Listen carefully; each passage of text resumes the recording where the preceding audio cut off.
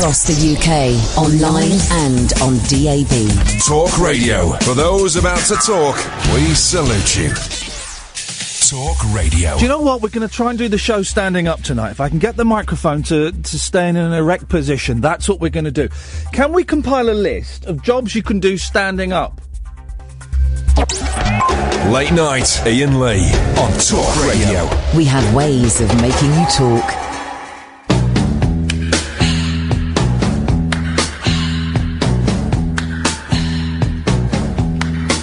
It's the time of the season when love runs high. In this time, give it to me easy and let me try with pleasured hands to take you in this time to promised lands, to show you everyone. It's the time of the season for loving.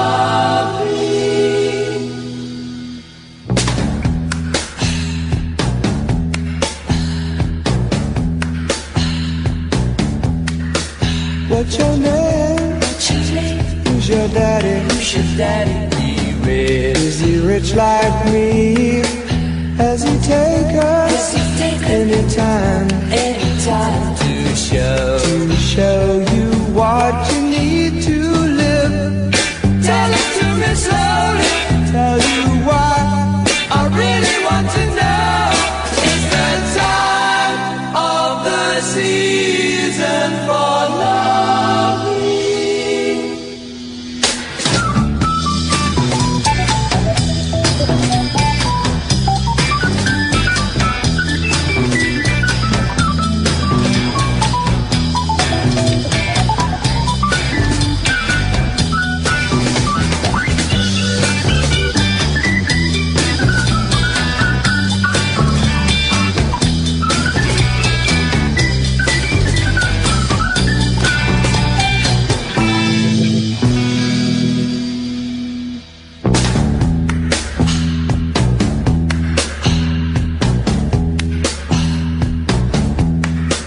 What's your name? What's your name? Who's your daddy? Who's your daddy?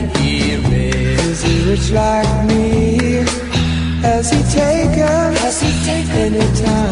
anytime to show you what you need to live? Tell it to me slowly. Tell you why I really want to know. It's the time of the season for loving.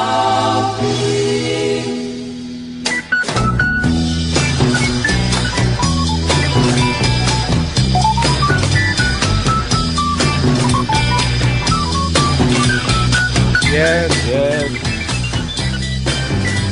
This is a tune, isn't it? I nearly swore them.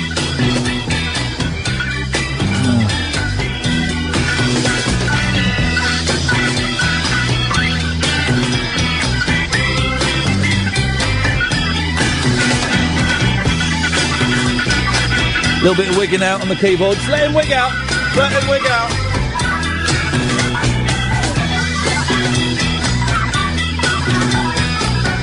Right, that's just silly now.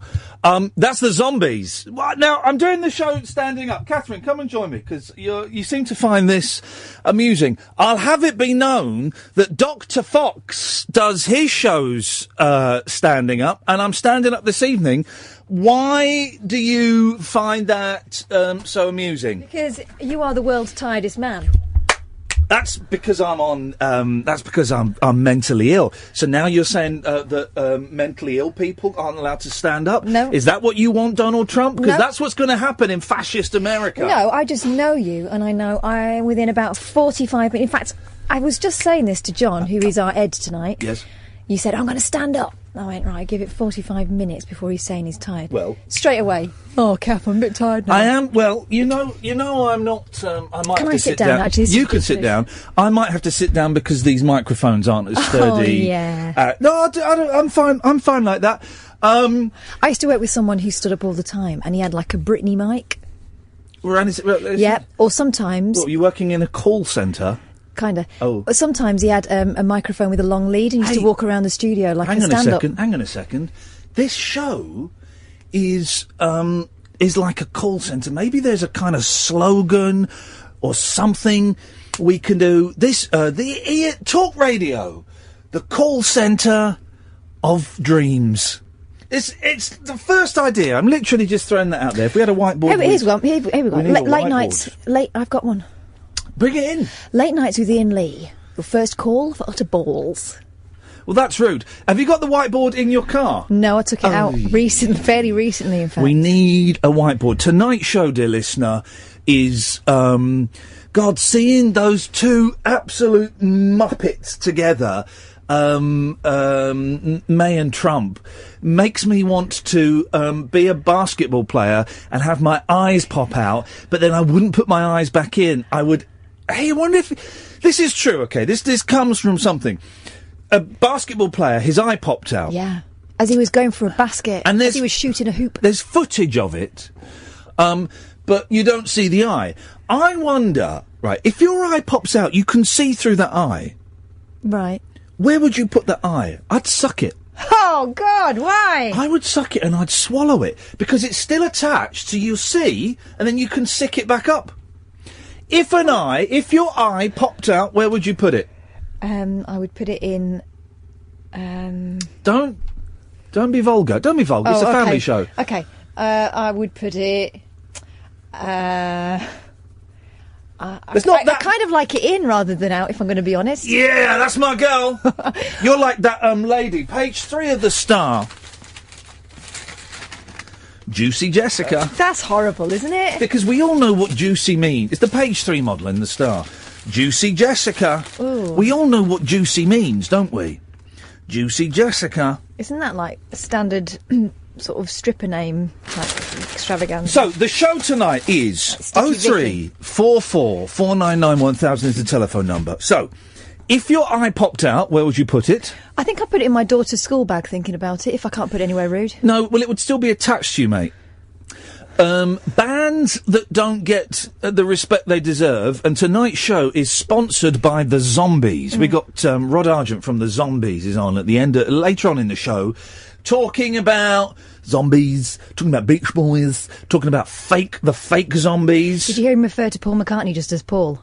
Yes, I did. Loved that. I loved it. He was brilliant. And also, I think we had a world exclusive that they're going to record a new album. That's a world exclusive. You know, he could have gone round to his house. He lives around the corner from me.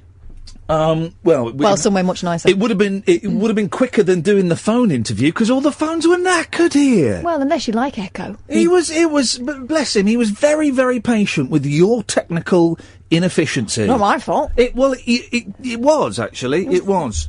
0344 499 1000. So we're talking about that. Jobs you can do standing up. Let's just play jobs you can do standing up tennis. Quick round. Tennis. Okay. That's not a job. It is. Train driver. How sure are you about that? I'm pretty sure that they stand up. Are you? Or at the best, they have I know they walk out. Hey, that's good. At the best, they have the kind of seats that you just stick in the ground. Like they used to have at McDonald's where you could just lean. Yeah, leaners. Go on, your turn. Okay, standing up jobs. Oh, hairdresser. Yeah, I'll give you that. I'm going to have to stand up because I can't bear the pacing. No, sit down, because... I feel like I've been told off. Yeah, we are, in many ways. Standing up. Oh, traffic cop. No, that's not true! I drove home last night, and I was getting very close to my route, and there was a police car blocking the road, and there had been a very serious accident. But the copper was still in the car. Dangerous. Right? And all he did was he just wound down his windows, didn't even look at me, stuck his arm out, and just made a circular motion to say turn around. So, traffic cop, no. Lollipop lady. Yes, that's a very good one. Chef. No. Yes. No. Yes. I'm not going to allow that. If you're having train driver, I'm having chef. Why are you having a chef? I'm sure They don't sit down, come on. I'm sure I have seen a chef on their derriere. No. I'm sure of it. Impossible. Okay. Just getting the vibe. Is Alan? Am I ringing him back? No, I'm ringing him back. It's fine. Don't you worry about that. Hip, hip, hip. Hey, it's Cattle and Caddick, everybody. Hooray. Oh, you like Cass? Yo. By standing up, it feels a bit more like a club, a bit more like a posse. It feels like I'm playing to an actual audience. I know technically we don't have an audience listening I'm to it, us. and I'm looking quite miserable on the front row. Well, that's the usual. That's your problem. Alan, we're playing... It turns out it's harder to do than we thought. That's a good title for a game. It's harder to do than we thought. Right. But that we're not playing that. We're playing stand-up job tennis. Stand-up job tennis? Yeah. Sounds promising. Oh, what a surprise. You weren't listening listening to the show when you phoned in. Caddick! Well, I've got a bunch of people... There we go. No bones will be picked. He doesn't listen to the show. And he phones up. He doesn't listen to the show. It's an outrage. It's an outrage. So... Standing up. Standing up. I'll tell you what we'll do. We're going to have a break. Then when we come back, if you were listening to yesterday's show, you would have heard, this is fun, you would have heard me talking about how I was scammed. And it's a real pain in the backside, because I've had to cancel my bank card and I had to withdraw some money, and I'm on a bit of a budget this weekend. But, yes? On the upside, we saw the birth of an acting genius in the form of Karen Baxter. Well, that was you idiot. But so I got scammed yesterday, and was speaking to a young lady called Katie or Michelle, depending on... Probably not even that. It's probably Brenda. Neither of those things. We phoned her up several times. Yeah. We didn't get to tell her that she was actually going to be a radio star. No. We got to tell her today. We got hold of her again. And we actually had a nice word with her. 03-4, it's Friday. It's going to be a bit of a slapdash show, guys. I'm standing up in my stocking feet. Look, I've got my shoes or anything. Can I go and get my computer? No, you can go and sit in there and do your job. Oh. You were just brought in as an hors d'oeuvre. So you've used me, and now I'm being discarded. Spitting you out. 0344 499 1000. Late Nights with Iain Lee on Talk Radio. Late Night, Iain Lee on Talk Radio. We'll get you talking. 0344 499 1000 is the telephone number. We'll play you in a bit what happened when we managed to get hold of Katie, stroke Michelle, stroke whatever her name is, the dodgepot woman who's going around fleecing people and stealing money from their accounts. And it wasn't until... as I was getting into bed last night, I realised how close to a disaster I'd been. For those of you who missed it, I got a text from my bank saying, there's been fraudulent activity on your on your card, phone this number. So I phoned the number, and I gave them my bank account, and I gave them my sort code, and I gave them my card number. I know, John, I know. And then she asked me to put my card into the PIN Sentry machine and get the number, right? And that's when I got a bit suspicious, and I went, Michelle, I'll be honest, I'm starting to feel a little bit uncomfortable with this. She went, no, it's fine. And I started to give her the number, and then I stopped. And it wasn't until I got into bed, as I was getting into bed, I went, oh no, because if I'd have given her that number, she'd have logged on to my bank account and would have wiped it all out. All £67 of it, she would have wiped it out. So, that was a close call. That was a very close call. We'll, hear from her in a minute. Before that, though, what do you want? Yeah. What do you want? And when do we want it? Right, you're going to come back to you in a minute because you're annoying me. Well, Emma. Hello. Hello, Emma. Hi. Hi, Emma. Hi. Hi, Emma. Hi. What is going on with... Right, you're annoying me now. Gatford. Yes. What do you want?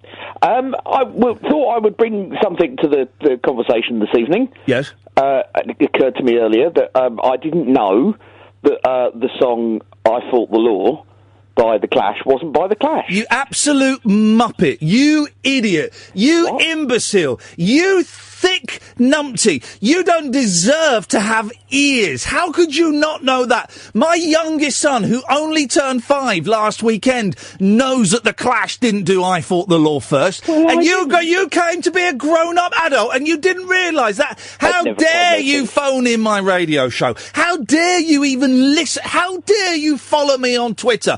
Don't just delete your account. Delete your life. Delete your entire existence from ever having happened. Gatford. You don't deserve to breathe the same air that I breathe. Done? Yeah, I'm done. Okay. I didn't know. Well, you're a pudding. Yeah, well, you know, so the topic is, that I thought I'd bring is, are there songs out there that you think were a cover, but you didn't know that? But you know, or that you thought were written by the band? No, I know most of, I think I know all cover songs. And, yes, I think I do, That sounds like a bold statement to make. Well, the thing is, Gatford, how many editions of Mastermind have you won? Well, sitting at home, plenty. Well, A, I don't believe you. Well, B, you've never been here to see them. C, you're a C. D, you're one of them as well. E, up yours. I can't do the F, it's too difficult. Yes, it is. Yeah, it is. How about, well, you only won the one. Yeah, okay. No. That's for starters. That's the hors d'oeuvres. Okay, yep. How many episodes of The Weakest Link have you won? Well, as the programme's not on anymore, none. Well, the programme isn't on anymore, but I've won one. Yeah, but you won one with comedians, Ian, come on. Wasn't Bernard Manning there? No, do you know what, actually? You're right. That £20,000 I won for multiple sclerosis doesn't count. I'd never said anything about the winnings. I said the actual way you won it. I said nothing about the winnings. My computer screen, this is not for you, my computer screen is shut down. So if anyone can come and fix my computer screen... Give that bloke Murdoch a ring. That would be awesome. Rupert Murdoch? Yeah, on what? I know, Stephen, what's his face? No, this is knackered, and I don't have a keyboard for it, so... Yeah, it could be a good show. People are just coming in to look at the broken screen. Well, do you know what, guys? That's all right. There's a radio show going on or anything, is there? Right, continuing. Yes. How many episodes of Ready Steady Cook have you won? Well, again, none. But I haven't had the privilege of a television programme like you, so I haven't been asked on any. Well, hang on a minute.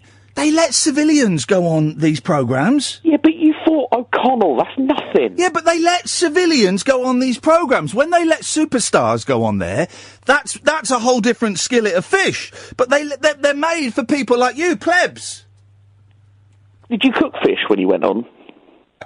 I don't remember. No, I was still a vegetarian then. Oh, right, okay. They give you the food for Ready Steady Cook. Well, but on the show, you said this is what I bought, and you bought a bag. I know. I found out what I'd bought about 3 minutes. You lied to the general public. 3 minutes before I'd stepped on in front of the cameras. Oh, truth. Is your hearing okay, Gatford? Yep. Okay, so you're just rude then. I'm just rude. Yeah. Okay. So what do you want? Well, I was throwing in a topic, just helping out. Okay. Chipping in, contributing. I don't need. Listen, mate. When I need tips on broadcasting, I'll ask for them. All right. Okay, then. Message understood. You can't roll an R that's not there, for goodness sakes. It's going to be one of them shows, guys. It's a Friday. I'm standing up. I'm feeling a little bit... I don't know why I'm standing up, but I think it's these new pills. They're making me a little bit...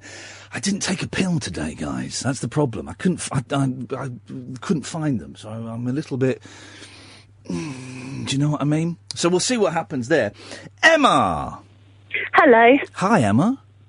Hi, I'm not going to say hi again. No, don't. No, don't! I was just phoning up about the standing up job. Oh, yeah, go on. What you got? I was thinking along the same lines as you, traffic something, but not traffic cop. Do you even call them traffic wardens nowadays? Yes, you do call them traffic wardens. And they not checking parking monitor or anything like that. No, they are called traffic wardens. I'm going to say something that I don't think is racist. Okay. Kath pulling the face as if saying, no, you don't say it. There are, and this may be just a London thing, I don't know. There do seem to be a significant... It's not racism, it's an observation. I have observed, Your Honour, that a significant number of traffic wardens appear to be of African origin. And I wondered why that was. Yes, Have you noticed that? Well, I guess only in London, not around where I am. Is it not? Okay, maybe it is a London thing. I told you about the time once when I worked at another radio station, 10 o'clock, the show started at 11. And about 10:30, I was going through, it was in Soho, and I was going through Soho Square, which is quite a quiet little square just off of Oxford Street, one of the main shopping streets. And I heard this shouting, right, this big shouting. And whenever they're shouting, I'm drawn to it. And I went, and it was an African traffic warden on his mobile phone, and he was in a doorway, and he's going, "I command in the name of Jesus Christ, you leave that child's body." He was doing an exorcism on the phone. He was a traffic... Now, was he a traffic warden and a part-time exorcist, or was he a full-time exorcist and a part-time traffic warden? I don't know. It was the most amazing thing, and I watched him for about 5 minutes before I had to go. I've got another standing up job. Yeah, beautiful. Let's have... This is what it's all about tonight. Standing up jobs, yes. Exorcist. I wouldn't imagine you'd sit down to do it. You've witnessed it yourself. No, you've got to shake the holy water. And it's I'll have that standing up job. You know that the Catholic Church still perform exorcisms? I know, I do know that. That is nuts. I had a friend who is quite a cynical person. Yes. But she did claim to have a presence or a ghost in her house. And she did have an exorcism. Oh, yeah. And she did say it worked. So she's quite sceptical, but she thought she had a ghost in the house and had an exorcist come round. Yes. She used to describe it as a big, black, kind of gloomy presence. It was in one of her children's bedrooms. I'm glad that sentence went that way and not that way. A big, black, gloomy present. Maybe she just had, miserable children. I don't know. Were they teenagers? That's a good point. Not at the time, I don't think. How did she, Because was it a Catholic exorcism or was it something different? Because the Catholics, I think you've got to go through several different levels before they agree. I think it's got to go. Hasn't the Pope got to ratify it? I think the Pope has to. If it's not the Pope, then it's like the one down below from him, sub-Pope, has to. You know a lot more about it than me, I think. That's because I've got too much time. I haven't got a proper job, so I read all this rubbish. and the stuff I can't find to read, I kind of make up. But yeah, I think like the Pope's right-hand man has to ratify all Catholic exorcisms. Wow. Yeah. That's life. Emma, thank you for those. Thank you. Excellent stuff. Have a good weekend. Yeah, well, we'll have a go. We'll have a go. Oh, I see. This computer, I think, is about to do an update. That's fun. Why can't it do it during a show that doesn't need phone box, like Julia's or something? I don't... 0344 499 1000 is the telephone number. I'm going to keep putting Periscope on and off during the show. I haven't got my tripod. It's in the car and I don't... No, it's not that important. So I'll keep putting it on and we'll put it on the 360 so you can have a little look around the studio if you want to have a look around. But in the meantime, pick up the phone, 0344 499 1000. We've had kind of quite a heavy week this week, haven't we? We've had some kind of heavy stuff, some light stuff. So tonight, let's just mess around. Let's just see what happens. We are talking about bands that do not get the respect they deserve. And the Zombies really are one of those bands. We're talking to Rod Argent later in the show. We recorded it before the show. It's an absolutely cracking interview, right? Because they're it's the 50th anniversary of their album Odyssey and Oracle. You probably haven't heard Odyssey and Oracle, which is... It kind of, as I say in the interview, the album came out with a whimper as opposed to a bang. And it's an incredible record. It's an actual, genuine masterpiece. You can get it for about £8, right? On, no, that's no use. You can get it for about £8 on, Amazon, right? So go and buy it. Honestly, if you do not like the album, I will refund you the money myself. It's not legally binding, I hope. But Odyssey and Oracle, and it's the 50th anniversary of that. It's a stupendously good record. But of course, the Zombies only ever had one hit in this country. She's not there. The second song Rod Argent ever wrote. Imagine, the second song you've ever written is a pop classic. Flippin' heck. So we want to celebrate and salute and take our hats off to bands that have not had the recognition that they deserve. 0344 499 1000. We also want to do a list of jobs that you can only do standing up. I am standing up. And already 29 minutes into the show, I'm feeling a little bit lightheaded. I hope you're listening to the show in an erect position. Not like that. Blimey! I meant standing up. It's a different experience. 0344 499 1000 is the telephone number. And coming up, we will play What Happened When I Phoned Up the Scammers again, and this time we found a phone that they hadn't blocked and got to talk to them. 0344 499 1000. Late Nights with Iain Lee on Talk Radio. The wild man of late night radio is back. Iain Lee on Talk Radio. We have ways of making you talk. Yes, Colin! Hello there. Hello, Colin. Nice to speak to you, my friend. It must be. We're not friends.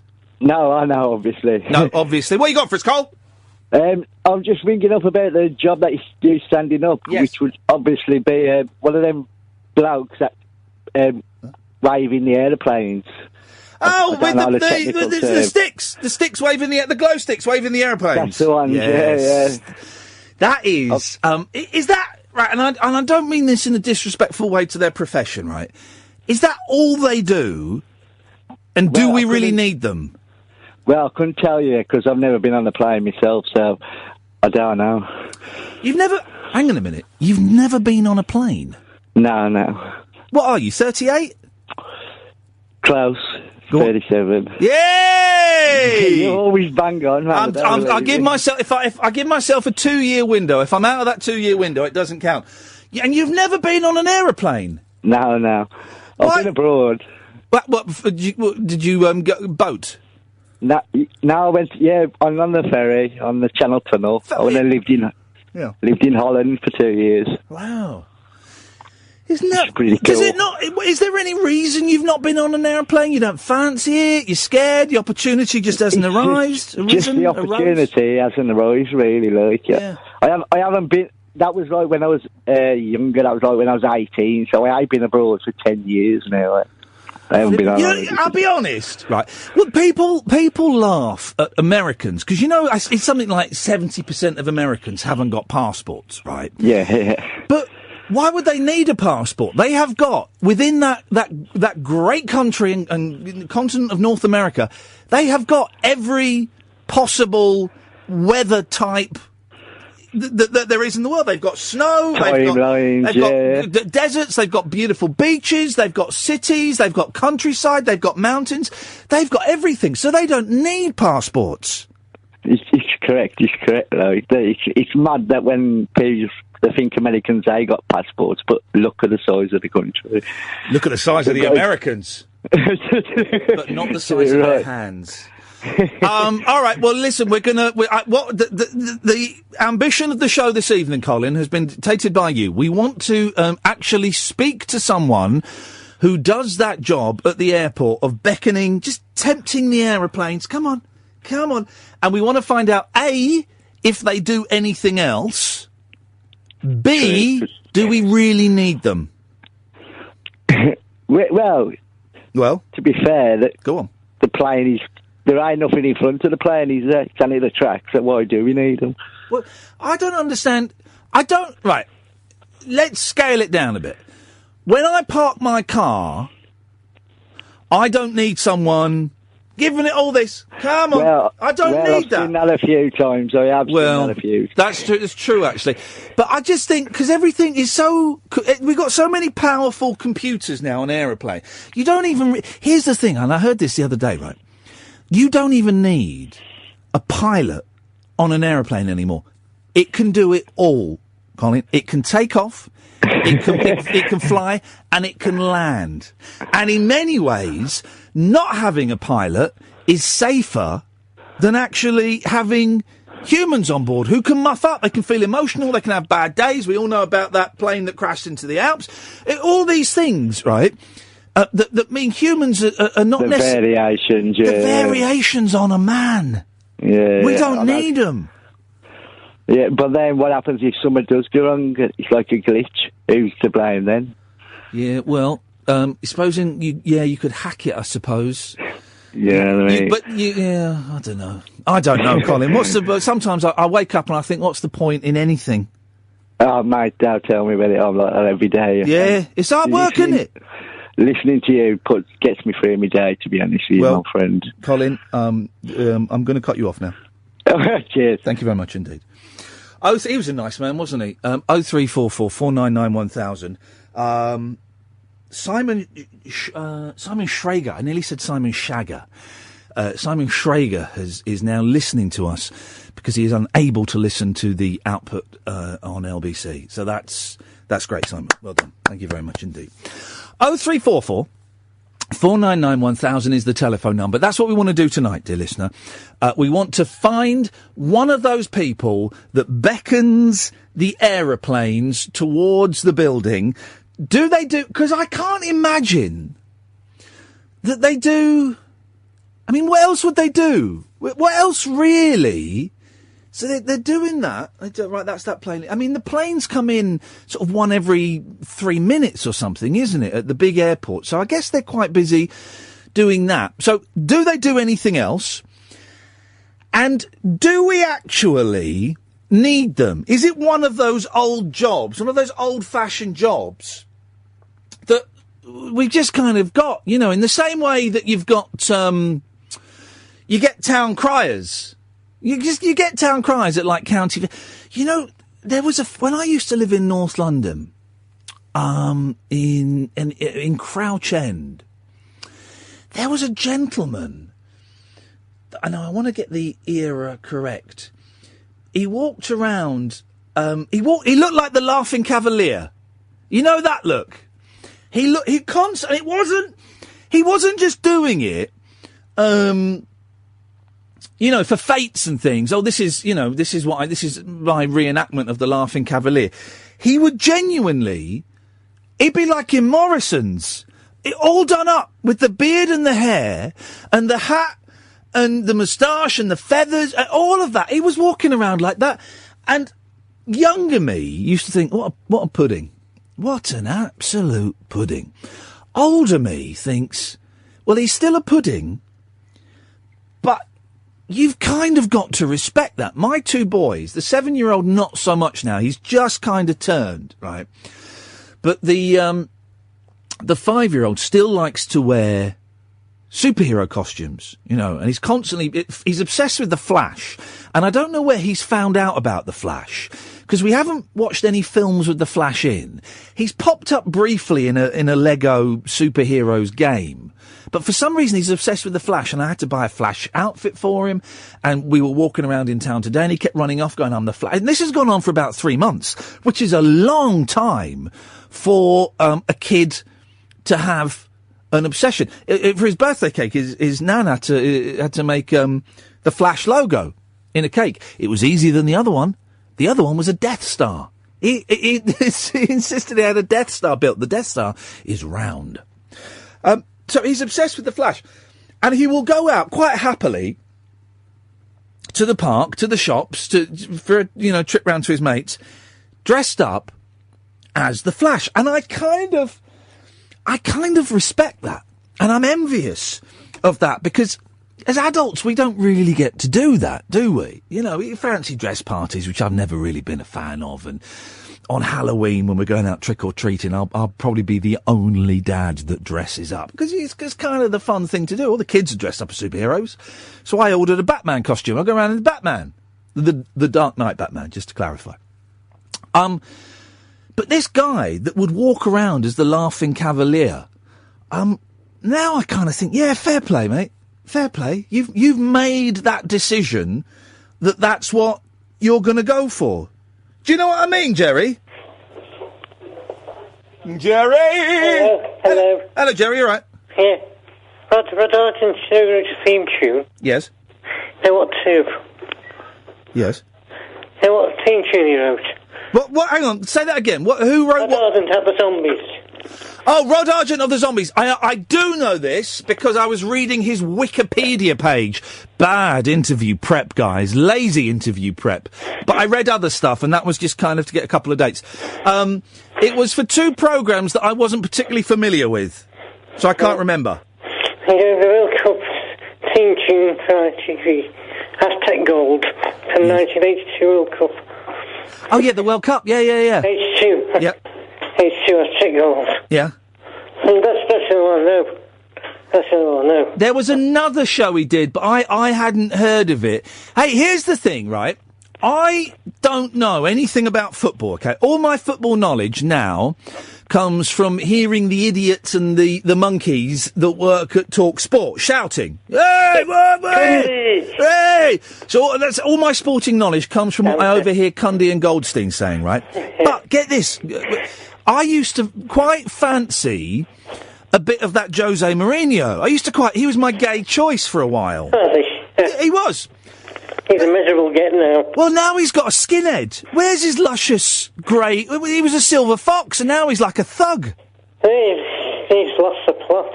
He's gone. He's lost his... Hey, maybe. Do you know what? Maybe next week. This is what we need to do. Because, right, let's be honest, Jerry. This show doesn't get very many listeners. Cundy and Goldstein, they get literally hundreds of thousands of listeners, right? Yeah. Maybe on Monday we should do a sports show. Can't you re-rig the output to take those sorts of... Well, no, I think I could probably do a sports show better than them, actually. I tell you what we'll do. Monday, we're going to do a sports show. So, Catherine, I need you to line up sporting guests. Can I be a sports expert? So, we want a sports expert. I want football stars. I want... Get Cundy on. I don't want to get Cundy on. He's in Cundy. They're doing their own show, Alan, or am I calling you Alan? Jerry. They're doing their own show. So Monday night, it's going to be the Talk Radio, Talk Sports Special. So Talk Radio is the name of the station. Talk, word, sports. So we talk sports special. You got it? Yeah, beautiful. That's what. That'll get us loads of I've got another subject for you.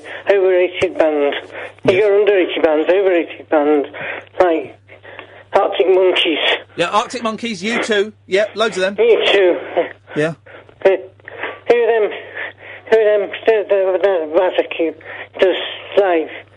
But he can't stand him singing. Takes deep inputs of breath when he breathes while he's singing. We were about him the other day. He asked you how much you earn. What's his name? He asked you how much you earn. You've interviewed him, guest.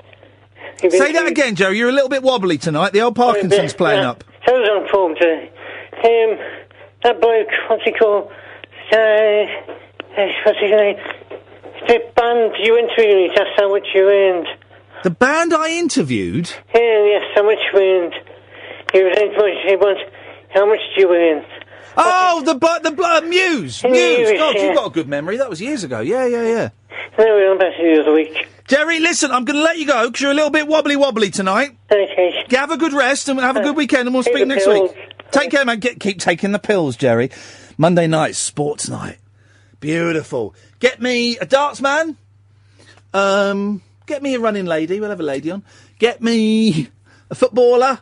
Get me Monster. Is he still alive, Monster? Eric Hall? Is he still alive? Looking to John as the other man here. Yeah, that shrug means probably. Get me Monster. Eric Hall. Monster. 0344 499 1000. It's your show, guys. What sports stars do you want to hear on the show on Monday? Late night conversation worth losing sleep over. Iain Lee. On air and off the leash. On Talk Radio. We have ways of making you talk. We'll play the clip in after 11, probably, of when I phoned up those horrible scammers. And it wasn't until I got into bed. As I was getting into bed, it was like, oh, man. Because I was trying to work out how much damage they could do. I mean, I cancelled my card anyway. But how much damage they could do with my date of birth and my card number and my bank account and my sort code. They could probably do some damage. They didn't get the 3 numbers on the back of the card. That would have been lethal. But I'm so glad my wonder was piqued when she asked me to put the card in the pin sentry, because if I'd have given her those 8 numbers, they would have cleared my bank account out. And do you know what? There's a strong chance I wouldn't have got that money back as well, because I'd have been complicit in it. Flipping heck, man. Imagine. And that... we're not swearing on the show anymore, but that scumbag woman is still answering the phone today. They turned the phone off now, but I was trying her throughout the day, and at my phone, they'd obviously blocked my number. And then a guy called James emailed and said, Ian, I just phoned up that number and spoke to that woman. I was like, right, Kath, come on, we're going to do it now. She's still got the cheek to answer the phone. Hello, Barclays Helpline, what's going to help you? You cheek, how do you sleep at night, you scumbag? Pablo! Hip, hip, hip. Someone has suggested on the Talk Radio listeners page, we're talking about underrated bands. Overrated bands we've done, and you can do that easily. Underrated bands. And someone has suggested the excellent Paul Revere and the Raiders. Now there's a band. Yes, I'm familiar. They used to dress up. They were never had a hit over here. They didn't come over here until they supported the Beach Boys in 1968. Never had a hit over here. They used to have their own TV show in the States. They would dress up as though they were soldiers in the American Civil War, which I think was... No, not the American Civil War, the War of Independence, 1776. So they would, be wearing these ridiculous costumes. And you type in Paul Revere and the Raiders on YouTube, there's some cracking, ridiculous 60s performances. But, Mark Lindsay, the singer, man, he had a voice. I've been trying to get him on the show for ages and just not a sausage from him. But they were a superb band. Oh, well, I mean, I think the nearest I can guess probably not one that you would agree with. But, always been a big fan of Terrorvision. I think they're one of the best live bands you'll ever see. I don't really know the works of Terrorvision, so I cannot comment, but I'm not going to dismiss it outright, Pablo. Well, it all went well up until, I think, the Shaving Peaches, which was an album. From that point on, they didn't do as well. But Formaldehyde, Regular Urban Survivors, and How to Make Friends and Influence People. If I were to go into a music store and I had to find the category that Terrorvision were under, what category would I... What genre would you file Terrorvision under? Alt-rock? In revisionist history, I suppose, possibly even pop rock. No. Brit rock was what they tried when they had the whole kind of Brit pop thing. Terrorvision was one of the bands that they tried to hang the label of Brit rock, which didn't quite work. Who was the singer in Terrorvision? Tony Wright, Bradford's finest. How do I know about him? Did he do something else? He was on Buzzcocks a few times, about 5 times he was on Buzzcocks. Never mind the Buzzcocks. I never watched Buzzcocks. I've always found Buzzcocks... Buzzcocks was too mean. Too mean, that programme. Yeah. Too mean. He was quite a character. I think he lost his front tooth riding on a mountain bike and accidentally going face first into a car and pulling his head out, and his tooth was still embedded in the bonnet. Oh, beautiful. Beautiful. I believe he's just opened a cafe in Leeds recently. We can do that. Pop stars and rock stars that have opened eateries. Of course, the Rolling Stones... Well, no, it wasn't the Rolling Stones. It was Bill Wyman opened a restaurant called Sticky Fingers. Gary Glitter opened a sandwich bar just off Leicester Square in the place, I think the place where they've got the Lego store now. I might be wrong. I'd need to go back and double check. But Gary Glitter... What other rock stars have opened eateries? I love the fact that Glitter only opened a sandwich bar. There must be loads that have, can't think. Anyway, 0344 499 1000. You guys will know better, than I was going to say in the front of, dressed up as a superhero. Yeah. I work with people with learning disabilities of all ranges, and not somebody I work with directly myself, but within the fraternity, within the social events that I go to. There's a gentleman there who, it's not his real name, but he goes by Bruce. Yeah. most of the time. But otherwise, at social events, he dresses up as Batman, and he works the door. And it's something that everybody's very happy with. He enjoys it, and it's something that kind of. You've reminded me of a pub that I used to go to sometimes when I was a teenager, and there was a gentleman there with learning difficulties who was obviously a local character, and he would just rock up and would be on door duty. And he'd, collect glasses and stuff, and he wore a lovely, he had like a velvet jacket and stuff, and he was very, very friendly and took great care in opening the door and stuff. And me being a cocky, 16-year-old, 18-year-old, I probably took the mick, if I'm completely honest. My hand on heart, I probably did.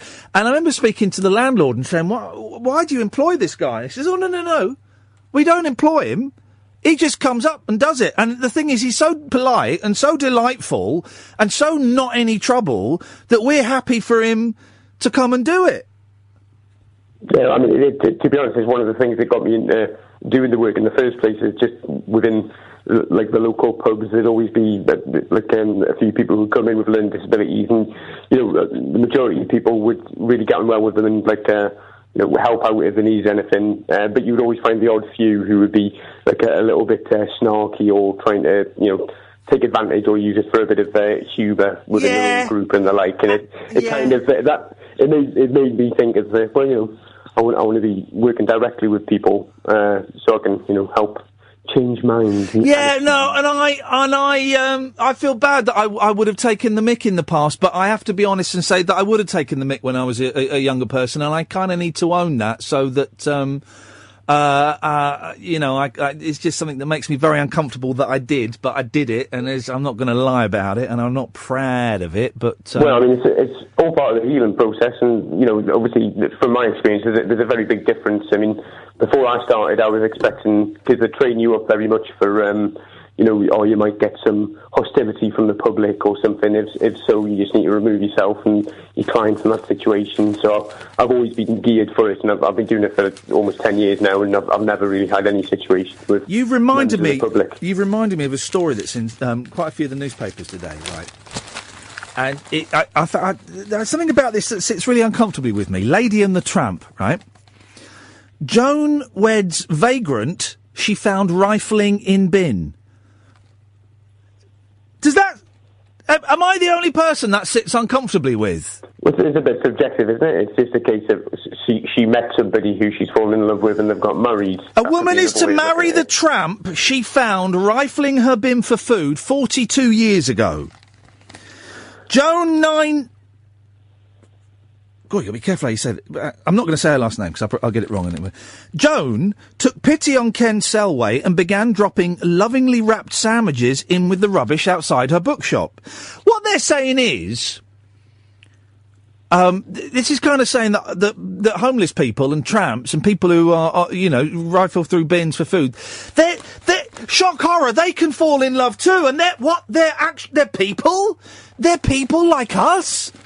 Well, you might as well have, Sharon met Jeff drunkenly in the pub. Now they're getting married. I think this is a really sweet story, right? And it's all of the papers have got this tone about it that implies that people who have to go through bins to get food are less than, are subhuman.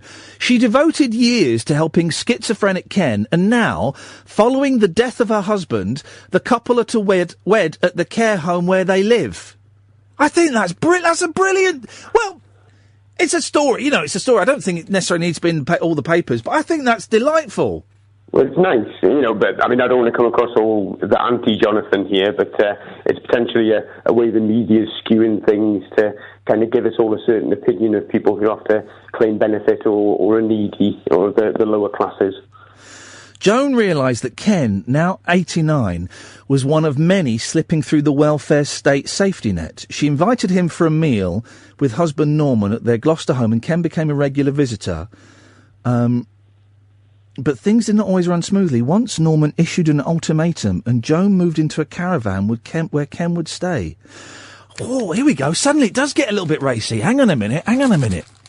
However, for many years, the three lived happily together. Get in there, girl. Get in there.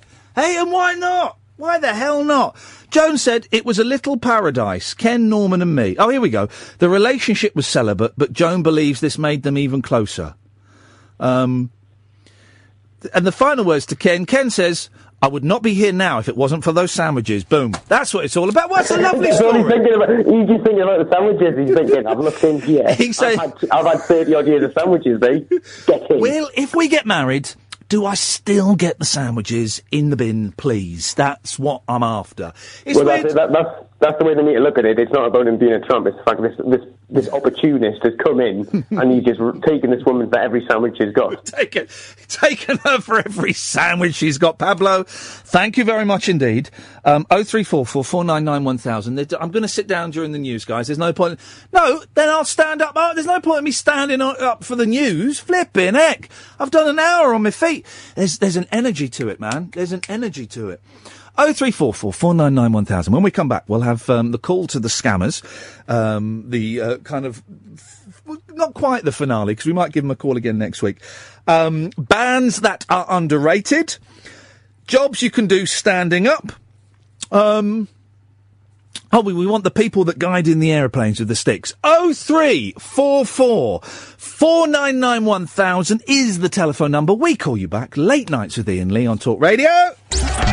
Late Night, Iain Lee on Talk Radio. We have ways of making you talk.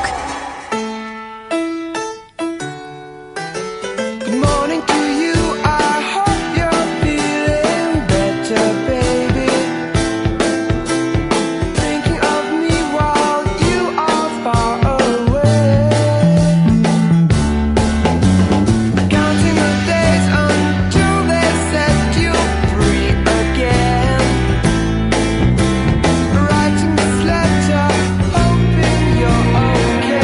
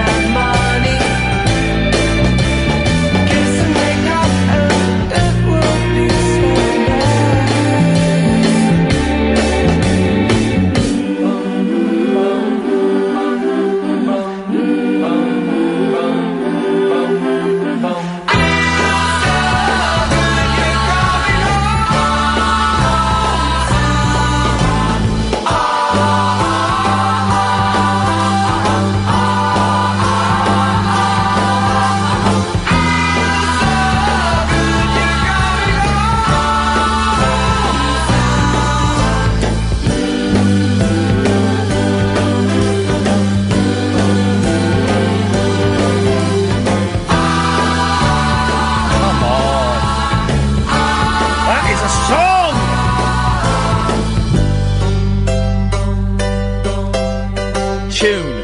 Huh? It's relentless.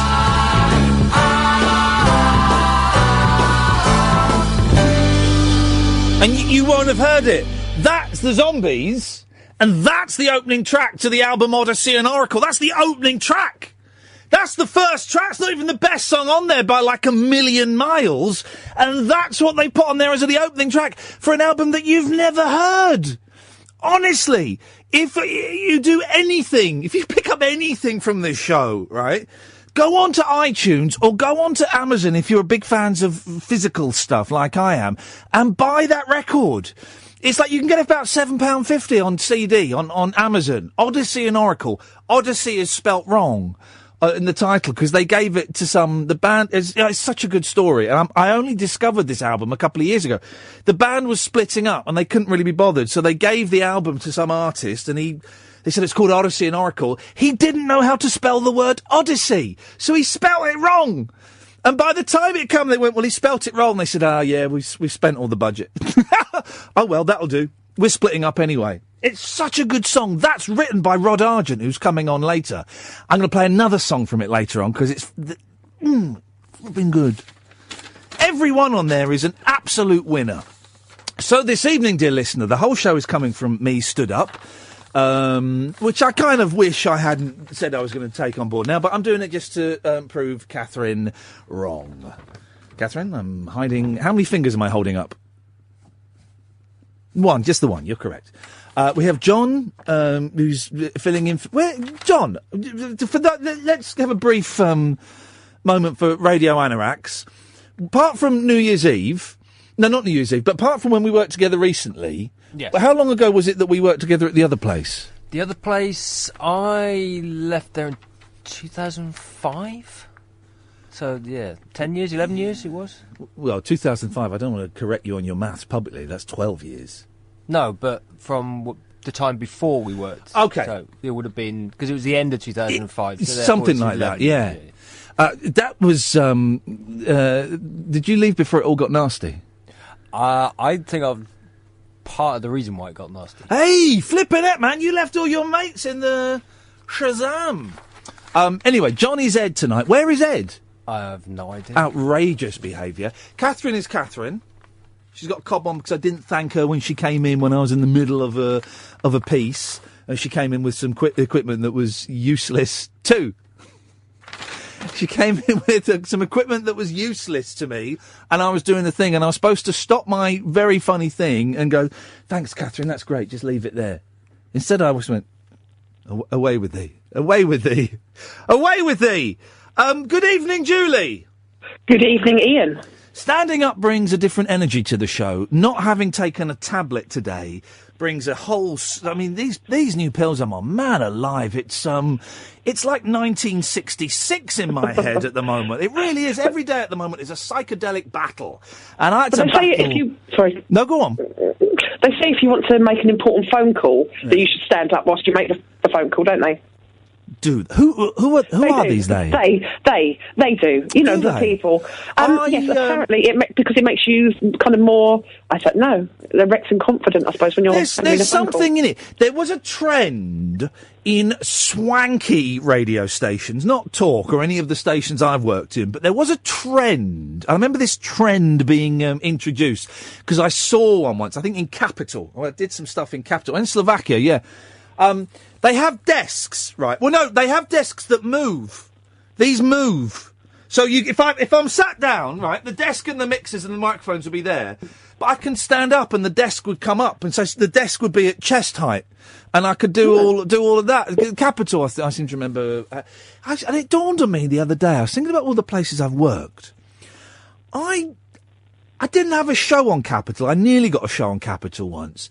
But I did a section on a show on Capital, a weekly section, with that delightful lady whose name now escapes me. Margarita Taylor, is that her name? She had a show on Capital, and I'd forgotten all about this. And for 6 months or a year, I would go in on Sundays and go into her show 2 or 3 times in the show and pick out the funny stories I'd found in the newspaper. Isn't that funny? I'd forgotten all about that. What a weird thing for anyone to do, and what a weird thing for me. Imagine me on Capital Radio. I can imagine your castle. No, not at all. Julie, what have you got for us? I phoned up with underrated bands. Yes. And I'm going to see if you can guess the band by giving you the opening lyric to one of their songs. I like your style. Bring it on. Okay.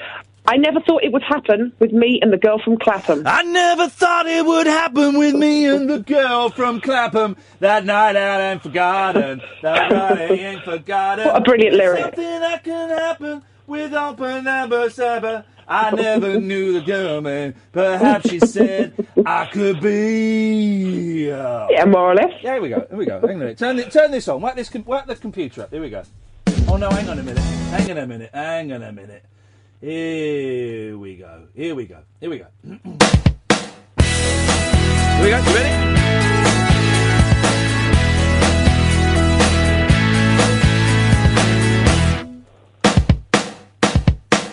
I never thought it could happen with me and the girl from Clapham. Out on the windy common. That night I ain't forgotten. With some more other actions, with some more other passions. I said you are a lady. Perhaps she said, maybe. We moved into a basement with thoughts of our engagement. We stayed in by the telly, although the room was smelly. We spent our time just kissing, the railway arms were missing. But love had got us hooked up, and all our time it took up. I got a job with Stanley, he said I'd come in handy, and started me on Monday, so I had a bath on Sunday. I worked 11 hours and bought the girl some flowers. She said she'd seen a doctor and nothing now could stop her. This snow or the winter, the weather brass and bitter. I put away a tenner each week to make her better. And when the time was ready, we had to sell the telly. Late evenings by the fire and little kicks inside her. This morning at 4:50, I took her rather nifty down to an incubator, where 30 minutes later she gave birth to a daughter. Within a year a walker, she looked just like her mother. If there could be another. She's 2 years older, her mum is with a soldier. She left me when my drinking became a proper stinking. The devil came and took me from Boston Street to Bookie. No more nights by the telly, no more night nappies smelling. Alone here in the kitchen, I feel there's something missing. I beg for some forgiveness, but begging's not my business. And she won't write a letter, although I always tell her. And so it's my assumption I'm really up the junction. Yeah! Yay! That's what I'm talking about. And I remembered, I don't know how, I remembered all of those words. It's funny, when you start it, you can you draw on something deep within yourself, don't you, Julie? Do you draw on something? I think you do. I think it's more because it tells a story. You can remember the story. Hey, do you know what? It's funny because I was thinking of Squeeze. I was thinking maybe we should ask Squeeze to come on the show. Fantastic band, underrated. Okay, thanks very much indeed. 0344 499 1000 is the telephone number if you want to give us a call. I was looking through whatever magazine it was I was reading. It wasn't Mojo. Maybe it was Q. Maybe it was Mojo. I don't know. Squeeze doing a tour, so maybe we should ask Squeeze to come on, because that would be kind of nice. I've got to chase up Chaz and Dave. Chaz and Dave are happening as well, but I just need to send a text. 0344 499 1000. Late Nights with Iain Lee on Talk Radio. Late Night Iain Lee on Talk Radio. We have ways of making you talk. 0344 499 1000. 0344 499 1000 is the telephone number. John is behind the glass, filling in for Edmundo. Catherine is answering your phone calls. Been a bit of a heavy week, so we're just chewing the fat. What are we talking about? We're talking about bands that are perhaps don't get the credit they deserve. I think Squeeze do get. I think Squeeze are quite recognised, though, aren't they? Squeeze used to be massive in the States as well. They used to fill out Madison Square Garden. Imagine, Squeeze. Jobs you can do standing up. I'm doing the whole show standing up this evening. It's not a big deal. there's a weird kind of energy in my body, and I feel it would, if I sat down, that would be fighting it. We're going to play the Rod Argent interview a bit later on. Oh, and also in a minute or two, we'll play the kind of second part of the scam that we had yesterday. I phoned them up again. It's brief, but it's fun. Lee. Hello. Yeah. Hello. Hello. Hello. Stereophonics. That's an underrated band. Oh, no, they're an overrated band, Lee. You've misunderstood. They're rubbish. No, they're not, mate. Your voice is rubbish. Well, your ears are rubbish. No, I like that. It's a funny one, but let's be serious. The Stereophonics are utter guff. I know you swore then as well, blimey. Yeah, calm your language down, son. Calm your language down, Why fella. are they rubbish then? Why are they rubbish? Why do you think they're underrated when they play massive venues and they sold loads of records? Well, they've never won any major awards, have they? Well, that's my point. Well, what award would you like the Stereophonics to win? The Ivor Novello Songwriting Award? Well, not really. That's shy, do you? Now, you watch your language. That's a yellow card, that is.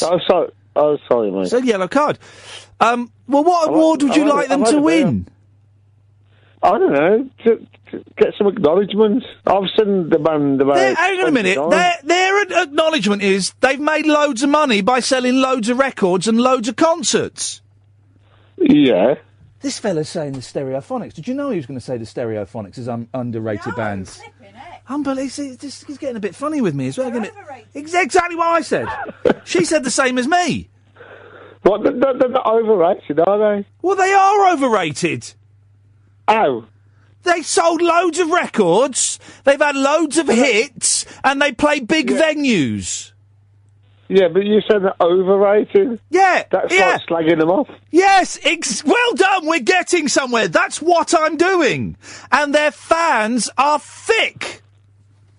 Oh dear.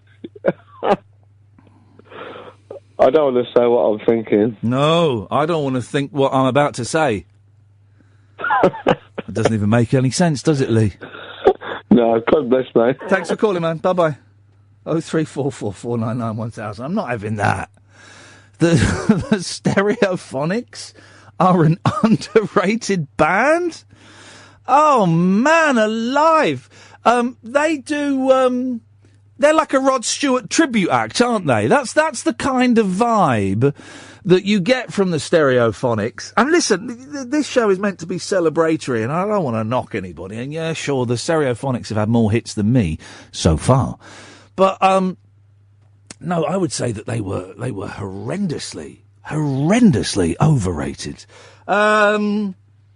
We got Canna is listening. We're getting loads of people coming over from LBC. To listen to this. I hope you choose to stick around. You may not. You may think that this is awful self-indulgent nonsense, which it is, but at least we're not banging on about the T word or the B word. Right. If you were listening yesterday, you would have heard me telling the story of how I keep going to say nearly scammed. I was scammed. I could have been more scammed, and I could have had my entire bank account wiped out. I didn't, but I was an idiot, and I've had to cancel a card, and it's such a faff, and you cancel a card and it'll be 2 or 3 working days, and it's over the weekend, and so I probably won't get it till Tuesday or Wednesday. Anyway, the way it worked, for those who missed it, quick recap. I got a text from Barclays saying your account has been compromised, call this number. I called the number and went through to a very helpful young lady called Katie, who asked for some details, and I gave her some details. And then I got a little bit suspicious, and the phone line dropped. My suspicions were correct. She was a dodge pop. She was a liar. She was a thief. She was a con merchant. And we phoned her up several times yesterday and got this evidence.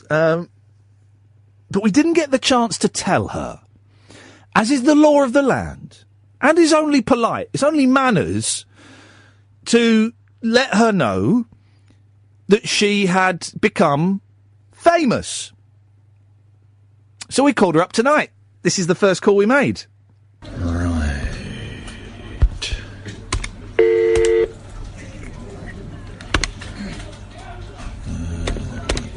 849 684. Welcome to Barclays. Thanks for responding to our message. This is very important and will only take a few moments. Please enter your 6-digit sort code. Please enter your 8... Let me check that. Thanks. While I put you through to an advisor. Please hold while I put you through to an advisor.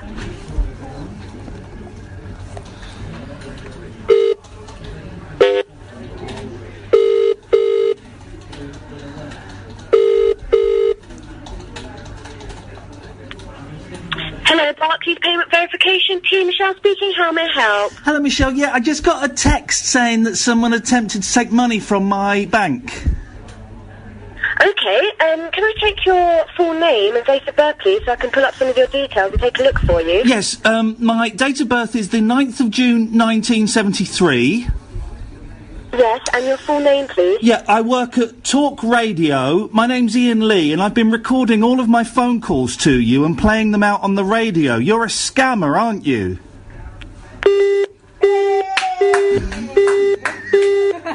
Got him! Busted!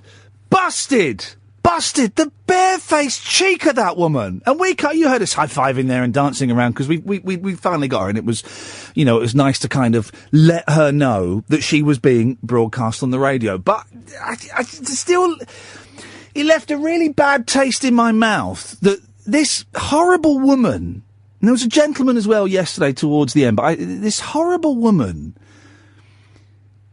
is still doing that, is still answering the phone. So we phoned her up again.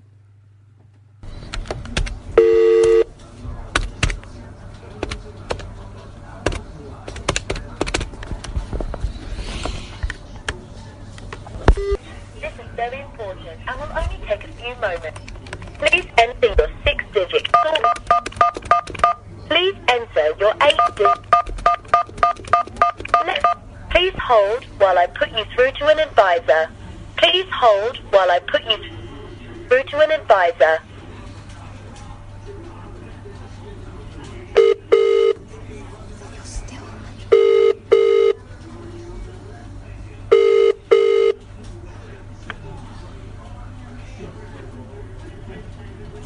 How do you sleep at night stealing money from people?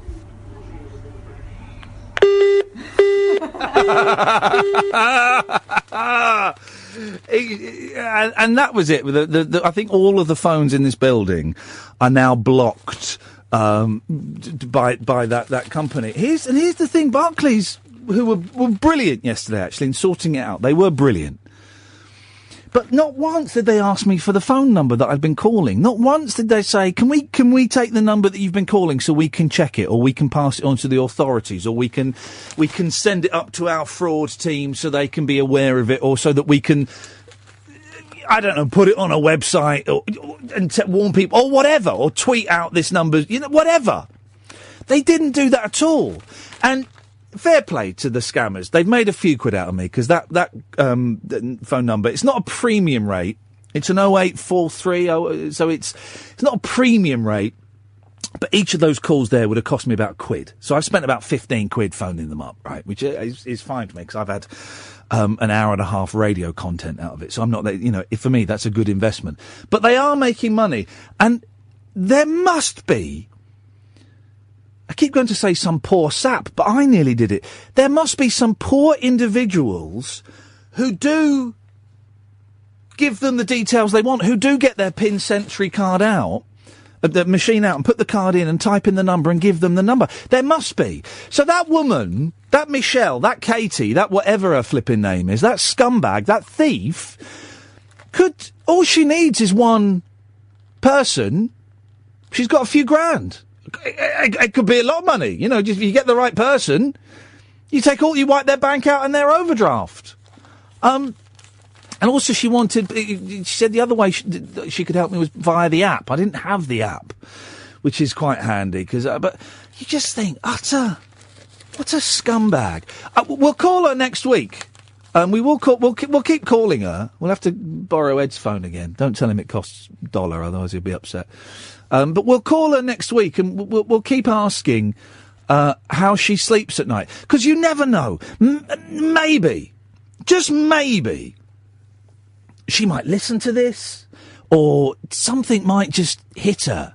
You know, a pang of conscience. Is that asking too much? Is that hoping too much? Probably. But something. Maybe. Just asking her how she sleeps at night. Asking her what her mum would think. Asking her if her kids would be proud. Asking her something. Might just hit her. Might just get her. You don't know. I think we do know. But it's got to be worth a chance, isn't it? It's got to be worth a try. Anyway, we'll phone her next week and we'll see what happens. 0344 499 1000. Late Nights with Iain Lee on Talk Radio. Unmissable late night radio with the original king of unconventional conversation. Make contact with Iain. Late Night Iain Lee on Talk Radio. We'll get you talking. 0344 499 1000. Coming up, we'll have Rod Argent from the Zombies. Now, you'll know the Zombies from She's Not There, right? But remember, we've not had many guests this year, because we kind of blitzed all the guests that we wanted last year. We had everyone we wanted, really. So we're being a little bit more choosy this year. But we will, Kath and I may have a little brainstorm next week and come up with some more people and have a big mail out.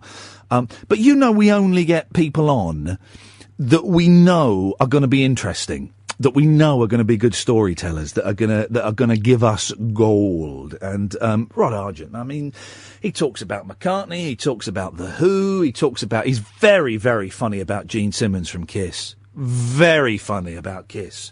Because he, of course, his band, he didn't write it, but his band, I don't think he wrote it, I could be wrong, I think,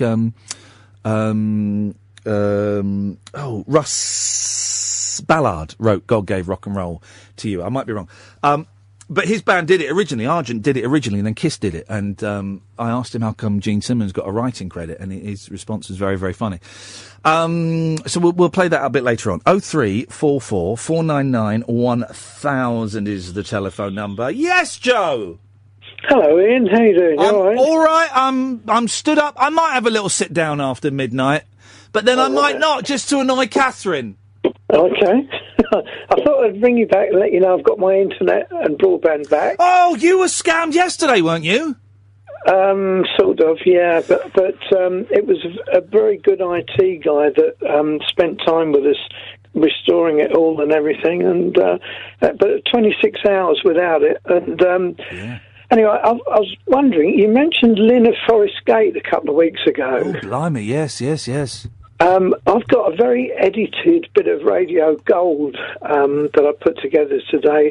It's a conversation between... It started off with you and Lynn, and she wouldn't let you get a word in. Yes. And then Barry from the Watford came on the line, and it was just absolutely hysterical. It's quite a few years old. It's got about 3 minutes to run. Would you like to hear it? Well, 3 minutes may be stretching it a bit, but let's have a little blast from the past. Yes. Right. I've got a little polite talk radio intro to it. And anyway, here we go. This guy, we can go home. Across the UK, online and on DAB. A radio star is We can all go home, guys. He's doing it all for us. Talk Radio. Yeah, I'm getting ready for it. Please phone me. It's out in the open, ladies and gentlemen. It has to be said. Lynn is one of the special guests coming into the studio. Yes. Very, very special. I've cancelled all my engagement on the 22nd, so I'm getting ready for it. What engagements did you have on the 22nd? I've got a lot, but I've cancelled them and said I must. Ian wants me there. I will be there. Lynn is one of our very, very special... But we've got... I'm not going to disappoint you. I'll be there. Good. But we basically, if anyone doesn't know, on the 22nd of December, we've got some of the best callers. You can see I recycle all these old ideas. And a couple of fruitcakes.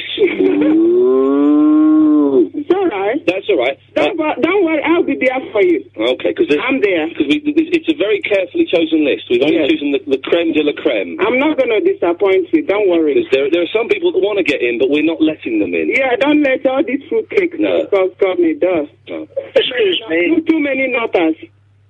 Excuse me. Yeah? I'm not a fruitcake. I'm not a rousin. I was rather hoping... Not me, please. You better... You see, and me who has to choose, not me. So don't go after me. Basically, what this is telling me is that over the last 12 years, nothing's changed. The actor's still exactly the same. Apart from a few years in the wilderness, I've learnt nothing. Yes. Well, the thing is, Lynn, I was wondering if... Well, it's no, but you don't have to go. It's not me. You see, and Lee, it's him. He's got the power in his hand. It's him to say who to come, who's not to come. Yeah. So it's nothing to do with me. No. He chose me, he didn't choose it. So it's your problem. Here's the thing, Lynn from Forest Gate was a real person. It's a real person. I know what you're saying, but would you please consider, if maybe you would come to my party instead of his? Listen, yes, Lee, no one can... I like Iain Lee, I'm sorry. You like me what? I like Iain Lee. But you do like me? No, I like Iain Lee, I said. Right. Would you come to my party and not his? No, I said I like Iain Lee, so I don't want to disappoint Iain Lee. No. What? I do wonder, Lynn from Forest Gate, there are two callers I think about. It's not, I'm not... Lynn from Forest Gate, from the LBC, and Andre from Absolute. I do wonder where they are. I want you to tell me why I'm not invited. I don't know. You asked him. I don't know. Tell me. No, I don't know. Chris phoned me and invited me. So that's it. I don't know why. You asked him, not me. Tell me, please tell me. I don't know why you asking me. I'm not the one. You asked Iain Lee. You tell me. I don't know. I asked Iain Lee. Tell me now. I'm not the one who's inviting and who he wants to invite. You won't let so me you come. ask him. You won't let me come. I don't know. It's not me who is saying organizing. Let's get this quite clear. Is it you who won't let me come? No, it's not. No, don't say that. It's not me. I'm telling you. I'm laughing with my 32-year-old self. He's the one who has to ask you to come or not, not me. Let's get this quite clear. Is it you who decides? I'm not the one who decides. Please, it's not me. Iain Lee has to decide. Iain Lee and Chris. They are the ones that make the decision. Chris, there was a producer. I was invited. I'm not the decision maker. I'm not all that clear on that point, Lynn. Well, you talk to Iain and Chris, not me. Who do I speak to? Iain and Chris, not me. Who? It's nothing to do with me. You say it's nothing to do with who? It's nothing to do with me, Lynn. With who? I was invited. Nothing to do with... I had some bad news about Barry this week. I think Barry might have passed away. Iain Lee and Chris. I think, and I don't want to spread rumours, I think Barry died. I think Barry died a couple of weeks ago. Just to clarify, who do I get in touch with? Get in touch with Iain Lee and Chris. Right, got it. Right. Okay. Basically, whenever I spoke to Barry, past tense, it's just repetition. Okay. A minty biscuit. Oh, God. He's gone now, Lynn. Not that. How long does this go on? Is he playing the whole show, by the way? Okay. Did you get all that in? Yes, we did, Joe. That was lovely. Thank you very much. Yeah, I heard that Barry passed away a couple of weeks ago. I got an email from his Margaret saying that he passed away. And, Catherine said it's for the best. A woman is widowed. A son, albeit a lunatic, drug-addled bully called Dave. Here's the thing. His son Dave... Were you there, John, when his son Dave came to the studio and burst into the studio and beat me up? Assaulted me live on air. It's incredible. Incredible. It went to the police and everything. It was very, very nasty. I had an email and I've kind of looked into it as much as I can be bothered. And Barry's passed away. And these things happen, people come and people go. It's the circle of life, isn't it? Really? Never mind. 0344 I'm really aware that I sound like that idiot that was hosting that show there. Nothing's changed. 0344 499 1000. Late Nights with Iain Lee on Talk Radio. Late Night Iain Lee. Unfiltered night talk with the original king of unconventional conversation on Talk Radio. We have ways of making you talk. 0344 499 1000 is the telephone number if you want to give us a call. The phone calls have dried off. How many phone calls have we had this evening so far? Let's tot up those stats. And, of course, don't forget that for every phone call we get, Talk Radio is going to give £100 to charity. 9. It's got to be more than 20 calls for Talk Radio to give that money to charity, though, so we're some way off, which is a shame. Don't matter. 0344 499 1000. You know, by the way, I should have said, we're getting loads of texts from people who are, may God bless you, are bored with, and so they've come over to us. You're welcome. And you may be confused by the fact that we're talking about underrated bands, jobs you can do standing up, and other bits and pieces that we've talked about, scams and stuff like that. You don't have to just phone in about those things, okay? You can, the way this show works, and it needs a little bit of explanation for the new caller because it's, well, it's unlike anything else that's out there, really, is if you've just come from or from the BBC local radio stations, what they tend to do is they will give you a subject and a question for an hour. So for a whole hour, it'll be, right, I did listen to a bit of a breakfast show on LBC today, and they were talking about Theresa May going to meet Donald Trump, and the phone-in was, what should Theresa May, what would you say, what advice would you give to Theresa May before she meets Donald Trump?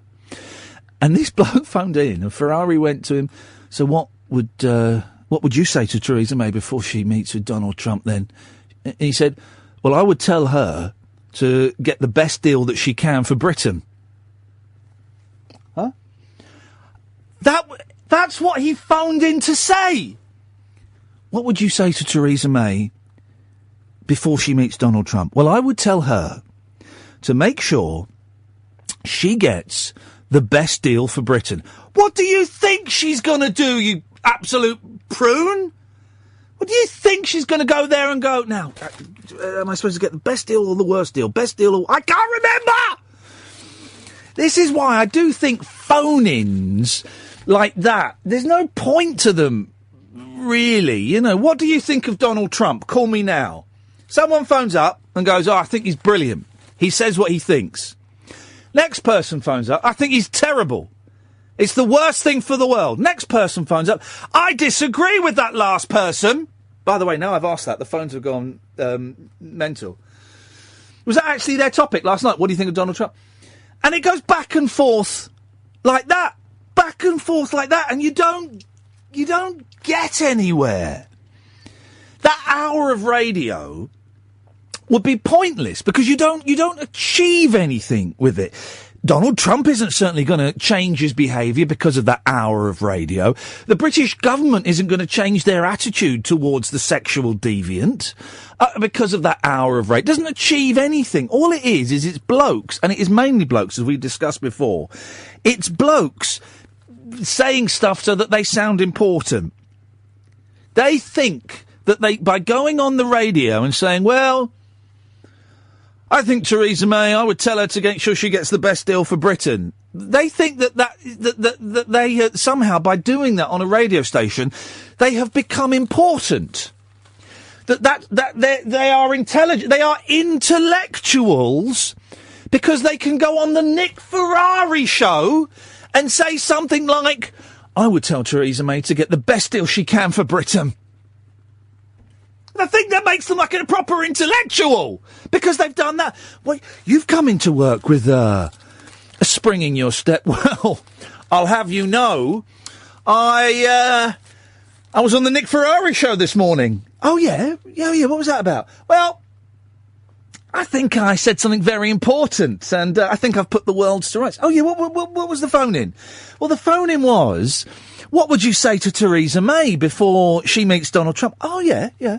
You phoned in with that, did you? Yes, I did, actually. What did you say? Well, I said that I would say to Theresa May, make sure you get the best deal for Britain. What? Yes, I said, I think, make sure you get the best deal for Britain. He picked it. Have a listen to this. He phoned up the radio today. Oh, yeah. Say that Theresa May should get the best... Well, that's obvious. Oh? It's obvious. Idiots. So we don't do it like that here. I just stand here, and talk nonsense. And you can call in about the nonsense I'm talking about, or you can call in about anything else, is the point I was trying to get to. 0344 499 1000. No one gets turned away. Well, a couple of people do. But the majority of you won't get turned away if you're listening to this. Ben! Hello. Hello, Ben. Hi, I'm phoning in because... Yes. I heard a song you played. What would you say to Theresa May before she met with Donald Trump? Before? Get your act together, please. Fair play. Yeah, what does that mean? I would be, if I was Theresa May, do you know what I'd do? No. I would, and I was meeting Donald Trump, I would flirt with him. No. Yeah, I would. And I'd do, what's that film where Sharon Stone doesn't wear any knickers? Basic Instinct? Yeah, I'd Basic Instinct Trump. Ooh. Because you never know.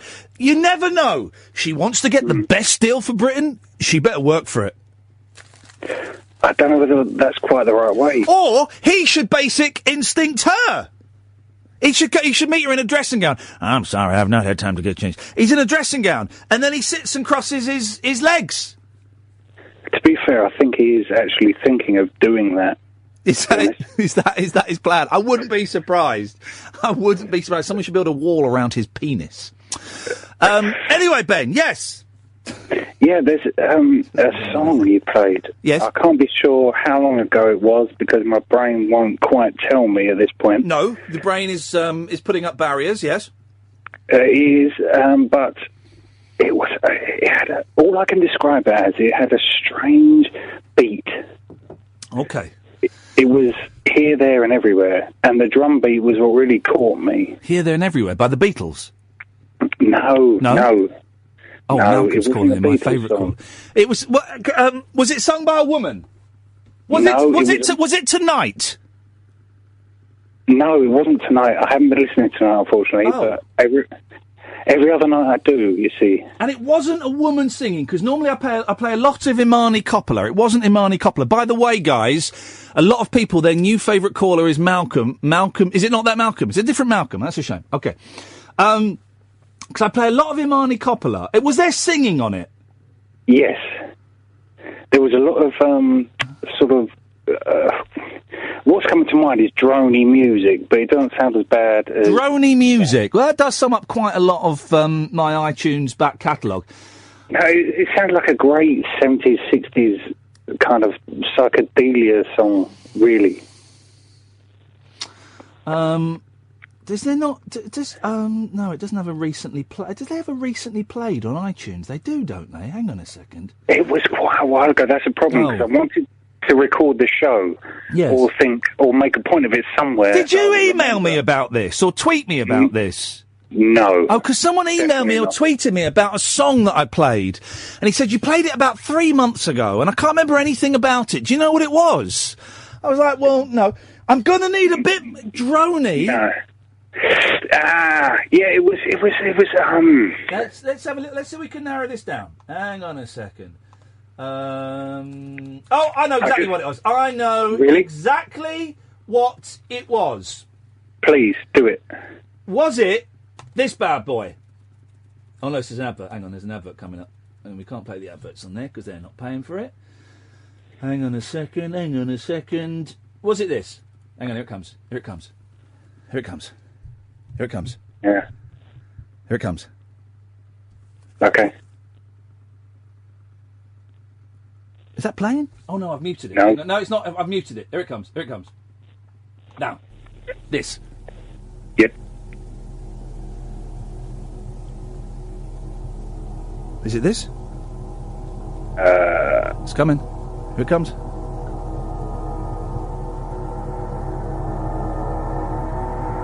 it comes. Here it comes. Is it this? It sounds like a tsunami. Hang on. Tsunami. It's a... Yep.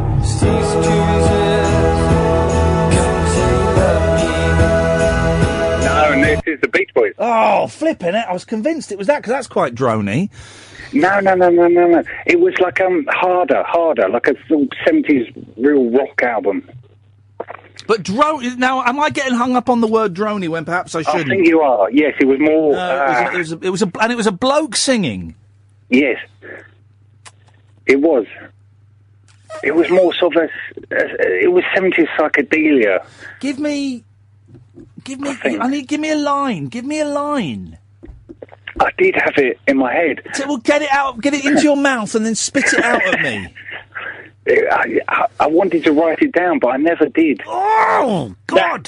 That's the problem. That is a big problem. That is a very, very big problem. 70s psychedelia.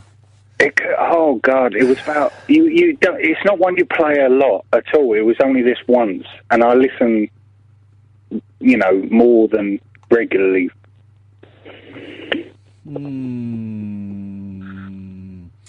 I don't know. I cannot. I need more data than you have been able to provide. Okay. Well, all right. Well, hang on. What was this? If he knew the Beach Boys, he'd know that it wasn't. No, it wasn't the Beach Boys. Definitely wasn't them singing. All right. Was it? Okay. I'm gonna try. Was it this? There we go. Was it this? No, that's Love. He knows it. Okay, he knows his stuff. He knows his stuff. In that case, it was something obscure. It was very obscure, yeah. It was... I know exactly what it was. Hang on a minute. Hang on a minute. Hang on a minute. Hang on a minute. Don't nobody go nowhere. Don't go nowhere. I know exactly what it was. Hang on. It's not that. It is...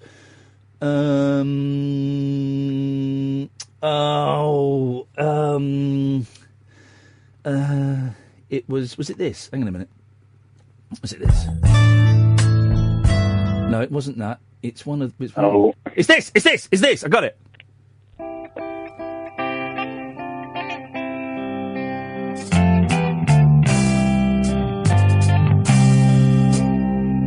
In time to see the war, said he quite slowly, but say no more. Is it this?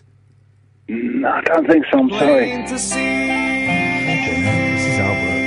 When you were longing not to be, but all the sunlight I never saw and never will see.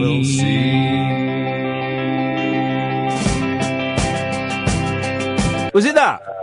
No, man. Right, okay. Hang on a minute. We're going to get there. We're going to get there. Right, hang on a second. Was it this? It's only 4 degrees. It's only 4 degrees. Is it this? No? Okay. It's only 4. Was it? Yeah. Was it? Was it? Was it this? Come on in.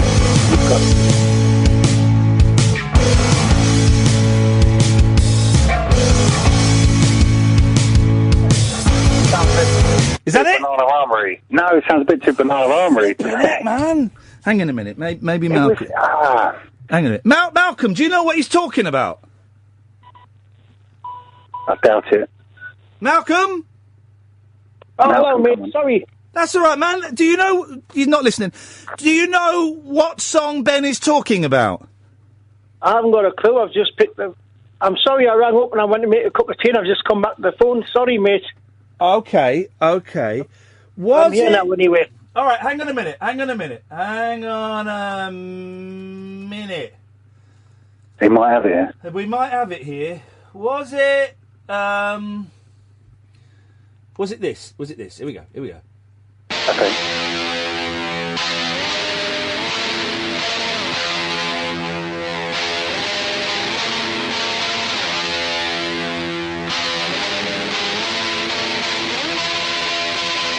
I know exactly what it was. I've got to sit down. I've got to sit down because I know what. Was it spiritualised? Sit down. Sorry?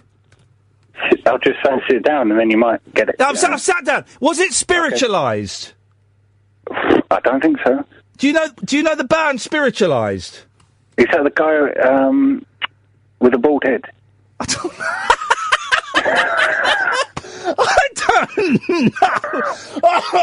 Oh, that's the funniest thing anyone's ever said to me in 15 years of doing phone-in radio. I don't know. If he's got a bald head. Flipping! Listen, I don't know if this is interesting for anybody else who's listening, but I'm determined now. As far as I'm aware, we're just in my house discussing this. Hang on a minute. Are you treating it as a challenge? Yeah, definitely, definitely. Hang on a second. Let me find out what the it might have been spiritualised, but I wouldn't have a clue what song I played. Do you know what's coming to me? I think it started with the drum beat.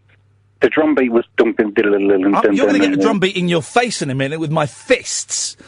Sing the drum beat. Yeah, that's going to be harder than. Go on, do it. Go on. Oh, it was heavy. Boom, boom, boom. Ba-da-ba-da-ba-ba. It's out there. Ben, we'll find out if we can find out what it is. We've wasted 15 minutes on that. Malcolm, stay there, come to you in a bit. Late Nights with Iain Lee on Talk Radio. Late Night, Iain Lee on Talk Radio. We have ways of making you talk. When we're all in a crowd and you catch her eye and then you both smile, I feel so good inside. And when I'm with her, she talks about you, the things that you say, the things that you do. It feels so good to know two people so in love, so in love. They are friends of mine, they are friends of mine, and they've got something that's so hard to find. They are friends of mine, they are friends of mine, and they've got something you don't often find. She takes your hand when the world stays outside. That's something to see, that's nothing to hide. And when I feel bad, when people disappoint me, that's when I need you to help me believe. It feels so good to know two people so in love, so in love. They are friends of mine, they are friends of mine, and they've got something that's so hard to find. They are friends of mine, they are friends of mine, and they've got something you don't often find.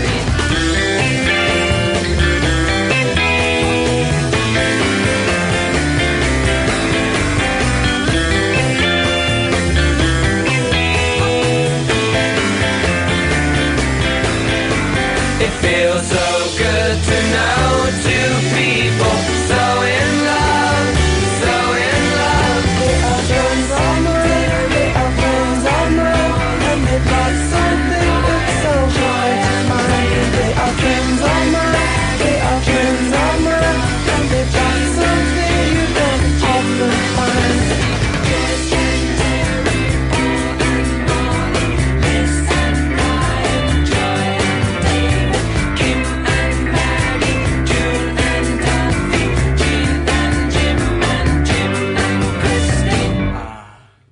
They list their friends at the end. Right, so we've been sent... so Catherine has... This is the song that we're trying to find. Boom, boom, boom, ba-da-ba-da-ba-ba. Boom, dum, boom, ba-da-ba-da-ba. Boom, dum, boom, ba-da-ba-da-ba. Boom, boom, boom, ba-da-ba-da-ba-ba. Boom, dum, boom, ba-da-ba-da-ba-da-ba. Boom, boom, boom, ba-da-ba-da-ba-ba. Boom, dum, boom, ba-da-ba-da-ba-da-ba. Boom, boom, boom, ba-da-ba-da-ba-da-ba. Okay, so if anyone knows that, 0344 499 1000. Yes, Malcolm! Hello, mate. How are you doing? I'm all right, Malcolm. Hiya, mate. I'm going to put Cargo Fleet on a map. On your map, anyway, Cargo Fleet in Middlesbrough, because that's where I'm from. You're going to put what? A place called Cargo Fleet. Where? Okay. What? How? What? Where? When? And indeed, why? Well, there's not much here. Do you know? You've probably seen on the TV. You know the transporter bridge that goes over the Tees. Yes. That's where Cargo Fleet is. That's where I live. Okay, and you're giving me this information for why? Oh, it's just useless information because nobody ever mentions Cargo Fleet. You see, and I just thought I'd come on and mention it. But why? What? But why? Why are you so desperate to hear your town? And it's great, Malcolm. It's nice to talk to you. It's always nice talking to you callers. And I do say anybody can phone in about anything. Why do you feel the need to hear your town mentioned on the radio? I don't know, because I never hear anybody from Middlesbrough phoning up. Cargo Fleet? Cargo Fleet in Middlesbrough, yeah. It sounds like a sort of soft rock band from the 70s. Would you please welcome to the stage, Cargo Fleet? It is, isn't it? It does, doesn't it? It's an industrialised area, mate. I'm telling you what it is, right? There's loads of prostitutes out in this area. Hey, flipping it. How do you know that, Malcolm? Because they're all over the place. Yeah. You see them everywhere. They're all over the place, I'm telling you. Well, you got to earn a living. I don't go with them. Well, no, you've got to, some people have got to earn a living, and unfortunately that's the trade that some people have to indulge in. Yeah, it's shocking, man, I think. They should be allowed to do it, but they're just hanging on the big Well, but what else, doesn't that just show you what desperate situation some young women are forced into? I can't imagine that many of them enjoy it. I don't know. I don't even speak to them. I see them around. I don't have nothing to do with them. I've got a partner, she's listening in anyway, so I've got... Oh, I see. I see. That's why you're saying you don't have sex with... I wouldn't go with a prosy anyway. I wouldn't touch one of them a barge pole. Well, this is a conversation... Well, I was going to say it's taken a strange turn. It started off going down a strange road anyway. But why didn't you go and say hello to them? They're human beings. They're young. They're women. They're women, Malcolm, that have been forced into an awful. Imagine having to sell your body to feed yourself, feed your kids, feed your drug addiction. If that's the case, whatever the case may be, they're young women that have been dealt a really poor hand, and they feel that that's the only way they can survive. Yeah, it is. It's not good. Well, no, it's not good. But they're someone's daughter, possibly someone's mum. Exactly, man. It's not on. But I tell you what I was going to ask you, have you heard of a band before called... I remember them when I was Cargo Fleet? There's a band called Angelic Upstarts. Do you know them, do you? The Angelic Upstarts? The name rings a bell. I couldn't name you one of their songs. They're from my area. Well, not from my area. They're from further up the north, from the northeast and that. They're from... Cargo Fleet. Jarrow, I think that's where they're from. Okay, yeah. But the other point I was going to make was that Theresa May, when she goes and sees Donald Trump, yes, don't wear those hot pants because you might grab a crutch. There we go, you see, and we all know that that really was. I'm going to be honest. We've had the last two nights. We've had two calls from two gentlemen named Malcolm. They've both been really unusual phone calls. I had no idea where that was going, where it was coming from. We're getting suggestions for what this flipping song might be. Of course, I'm tempted to phone that. Hang on. This could be it. Is this it? This could be it. This could be it. Someone suggested. Pete suggested this.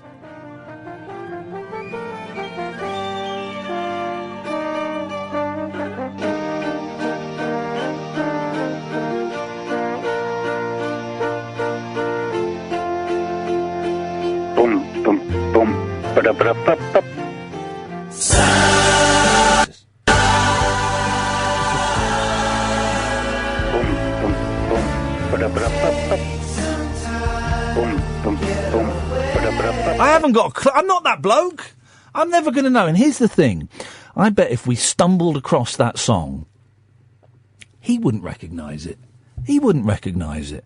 And fair play to him, right?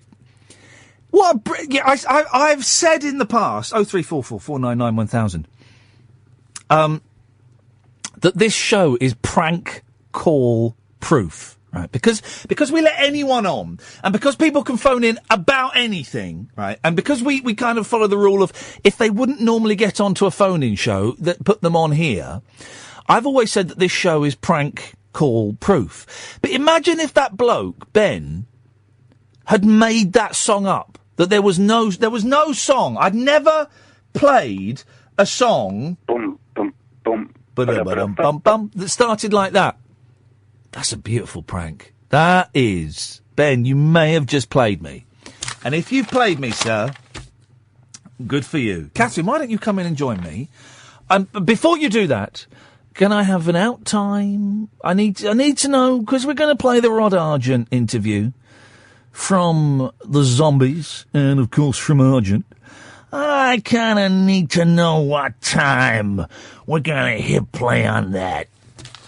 Because I want you guys to get the most. Sorry to interrupt your sandwich, John. I do apologise. So just interrupt your lunch for maths. Imagine. Boom, boom, boom. Ba-da-ba-dum-bum-bum. Hang on a minute. Ben! I'm not making it up. It is a real song. Don't pick it up. Is it this?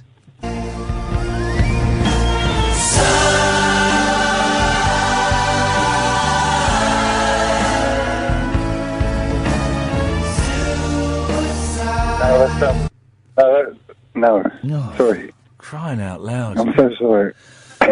At some stage, Ben, this is what happens with my mother when she's trying to name songs. She'll just say yeah to make it stop. You can do that if you want. Now I've got someone saying, what was that song you played 5 minutes ago? I don't know!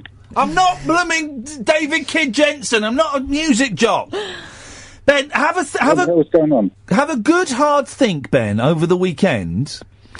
It wasn't. Hang on a minute. It wasn't because someone suggested this, and if only that lyric would come back. Yes, it wasn't. It wasn't this, was it? Boom, boom, boom. No. It wasn't that. Look it up. That was XTC wrapped in grey. Oh! Hang on. Just a cotton-picking minute. Let me just remind myself of how that drum beat started. Boom, boom, boom. I got it.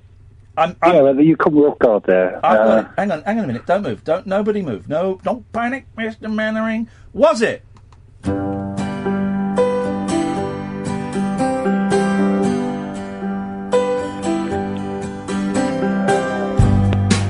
He's gone! He's put the phone down! No! That either means that was it and it's blown his mind, or his mum wants to use the phone. Was that it? Ben. Flipping it. Let's take a break. Late night Iain Lee. On air and off the leash. On Talk Radio. We have ways of making you talk. It's a show for the kids tonight. Anton Newcombe, who is in a band called the Brian Jonestown Massacre, very close to coming on the show. Very close to coming on the show. I messaged him ages ago, and he said, yeah, I'd love to, and I didn't chase it up. And we are tweeting each other now. Well, let's just hope, if he's that close, let's hope he's not been listening for the past 20 minutes. Well, no. But he's excited. He said he's a big fan of the Zombies. And he might come on the phone, because he's an American. He's in America. But then he said, I'm coming to... whereabouts in England are you? I'm coming to London soon for business. Oh. I said, man, listen, you'd be absolutely... look at that, talking to Anton Newcombe about the Zombies. There we go, fantastic. So he'll be coming in at some point. Yeah, Dig is the movie. We were just talking about that. We probably won't mention that to him. 0344 499 1000 is the telephone number. That buzzing you can hear is the fan. Been going on all evening. We're going to play Rod Argent from the Zombies and from Argent in a little bit. Listen to this. Fancy a new job as the Lone Ranger. Ignore that bit, it doesn't make sense. What does that mean? Vacancy. I'd love this. I would be totally up for a little bit of this. Vacancy on stunning but remote islands. Oh. Applicants must be self-starters, enjoy the company of puffins and seals, and require no running water. Whoa. Yes? Who's going to say they enjoy the company of puffins and seals, apart from a weirdo? Well... All right, weirdo wanted. No, shut up, man. Seals are awesome. How much time have you spent with them? They stink. I'm not going to basic instinct to seal. Well, it's a lonely job. Carry on. What's wrong with seal, you racist? But at least the commute is just 1 minute long. This sounds perfect. The National Trust is looking for a ranger... Oh, OK, a ranger, okay. For the remote Farne Islands, one of Britain's oldest and most spectacular nature reserves. A mile off the Northumberland coast, it is a nature lover's dream, promising jaw-dropping sunrises and one of England's largest seal colonies on your doorstep. All to yourself. All to yourself. Imagine you could, what was that? Oh, it was, hang on a second, let's see this. Yes, line 1. Hello, yeah. You're on the air? Live on air. Yes, you are live on the air, yeah. Okay, can you call me back? What have you got to say? It's just, Ben from the, mobile call. Is this Ben? Yeah. About the band? Yeah. Right, alright, we'll call you back. Okay, cheers. Bye. Can you do that? Do you have the technology to do that, John? No? Do you wanna... I don't know how it works. Mate, it's taking a dark turn, isn't it? It's taking a bit of a dark turn. Yeah. I mean, he spoke to you then as if he didn't know you at all. Well, it didn't sound like him. It wasn't his voice. That's the voice they do for the backroom stuff. Oh, I see. Yeah, you get used to that. It's not the show voice. Do you need a hand, John? Is it... that is... There's no harm in admitting you don't know how to work phone box. I haven't got a clue. I can touch the screen. Oh, look, what have you done? Look at that. So I hit that. Yeah. No, that doesn't do nothing. Catherine, go on. Flipping heck. No, don't flipping heck. I'm flipping hecking you. John is not John's fault. You mouthed John is worthless to me. You mouthed it. A good microphone would have picked that up. Rangers also have to contend, here we go, this is where it gets a bit nasty, with dive-bombing attacks from Arctic terns and harsh spring storms.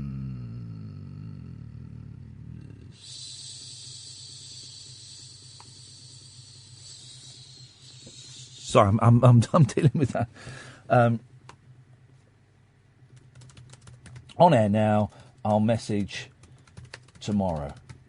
In person. Always fave. There we go. Sorry. Contend with dive-bombing attacks from Arctic terns. Did you hear my brain trying to do two things at once then? Trying to read the story and also compose... I did it then! I was trying to do two different things at once and instead I couldn't do any! I just froze! Like a lunatic! God, I've been doing this job for years! Ben. Yes. Hello. What is going on? I'm not quite sure, are you? No. Well, let's try and go from here. Go on then. What would you say if I said I want to go into voiceover work? You're not the Ben that phoned up about the song? I am, yes. Right. Did we get the song? No. Is there actually a song? Yeah, no, there definitely is. Yeah, this is no prank or anything like that. Or no. are you practicing your voiceover thing now? No. Have you got a job interview for? No. Is it all right? Hang on a minute. Is it this? Is it this? No. Not that? No, you're being silly now. Come on. No, I'm not. I thought it might be that. That gets quite dirgy. Right. Anyway. What would I say? Don't do it. Really? Yeah. Oh. What made you ask, Ben? This was my other question. When I was phoning up before. Yes. Asking about the song. Yes. There was a secondary question. Yes. Hit us with it, Ben. And I thought, how I mean, you make a good living out of voiceover work. Yes. Doesn't pay what it used to, but yes, I do. Well, some people do. Yes. Is that something that you think I could get into? No. Why not? Well, two reasons. One, I don't want to encourage anybody to get into a career that is already that you know. I don't want to encourage anyone to steal my jobs. And two, do you really want me to give you reason number two? Go on then. Your voice is awful. Who'd want to listen to that? In what respect? In the respect that it's flaky, man. Flaky? Yeah.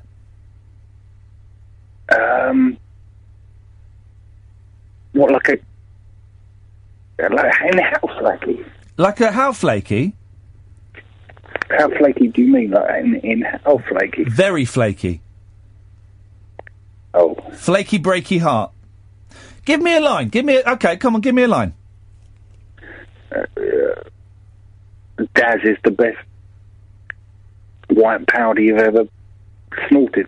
Oh, come on, Ben! For goodness sakes, you got to do. You got. Yeah, the thing is, when you do these voiceovers, time is money, baby. Time is money. There's no time for messing around. If you finish the session with 15 minutes to spare on the clock, there you can have a few laughs. Then you can have a couple of jokes. Then, but until then, you got to focus. Okay. I'll remember that. How do you think you're going to get into it? Probably by knocking on someone's door. Yeah, that's how most people get into the voiceover game. Well, you see, it's a non-goer, isn't it? We've got to realise that now. Yeah, we do. Sorry, Ian. Thanks for calling, Ben. Okay. Bye-bye. Bye. Yeah. Oh. Yeah. No, I mean, it's... Yeah. Well? Ben? Gone. Ben? It's gone. Are you sure he's gone? Ben, you've gone, haven't you? Boom, boom, boom. Ba-da-ba-da-ba-ba. That was strange, wasn't it? Yeah. Actually, the life of a voiceover artist is I was a bit mean there. It's a great laugh. Me and when in fact the guy I do with the laugh out loud is called Ben. We're always laughing out loud, constantly laughing and swearing.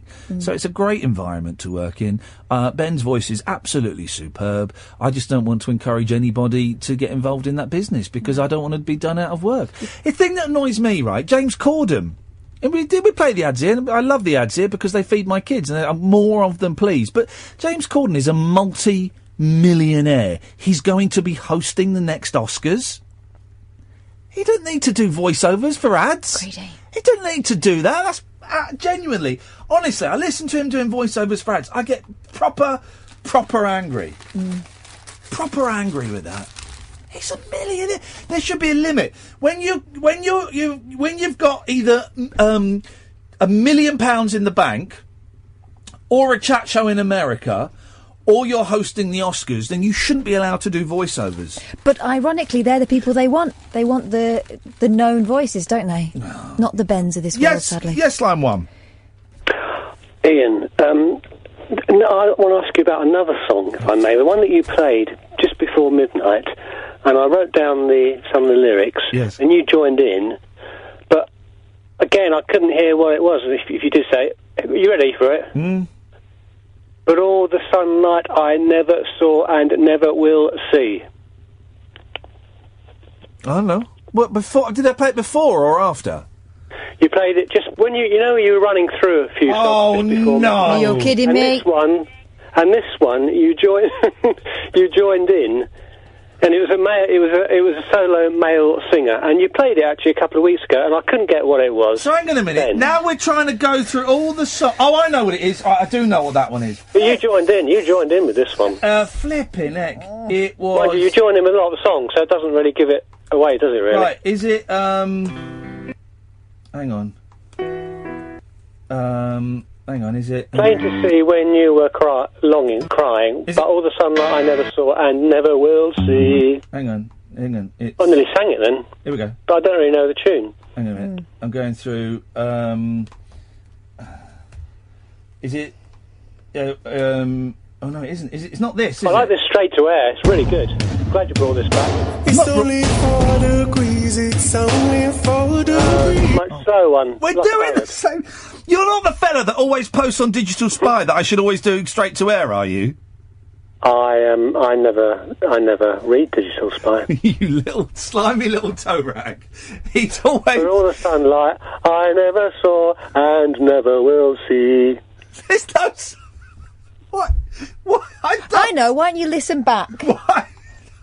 Like Well, tomorrow. I don't know if he says who it is. All the sunlight I saw and never did see. That makes no sense. Well, maybe I didn't get the lyrics quite right. Well, of course you didn't. Sakes. Right, because of you, Digital Spy, I'm never doing straight to air again for the rest of my life. I've got another question. Oh, no. God, go on. That was a joke about the sports special, wasn't it? Well, I've started sending emails, so it better not be.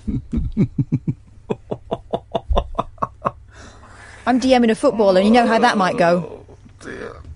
Oh, dear. Those guys. Nah. No idea. No idea what that song was. And now they want us to remember songs that we were trying to remember. Songs, remembering songs. Flippin' heck. Now, how would his citizen Helene? How would you pronounce Helene? Yeah, Helene. Well, no, that's not what I said. I said Helene. You said. Yeah, well, you said how would I pronounce it properly? That's how I pronounce it. How would you? I said how would you pronounce Helene? And you went, yeah, Helene. Well, that's not a yeah situation. That's a no situation because that's different to what I said. No, that's how I'd pronounce it. Well, no. So how is it? Okay.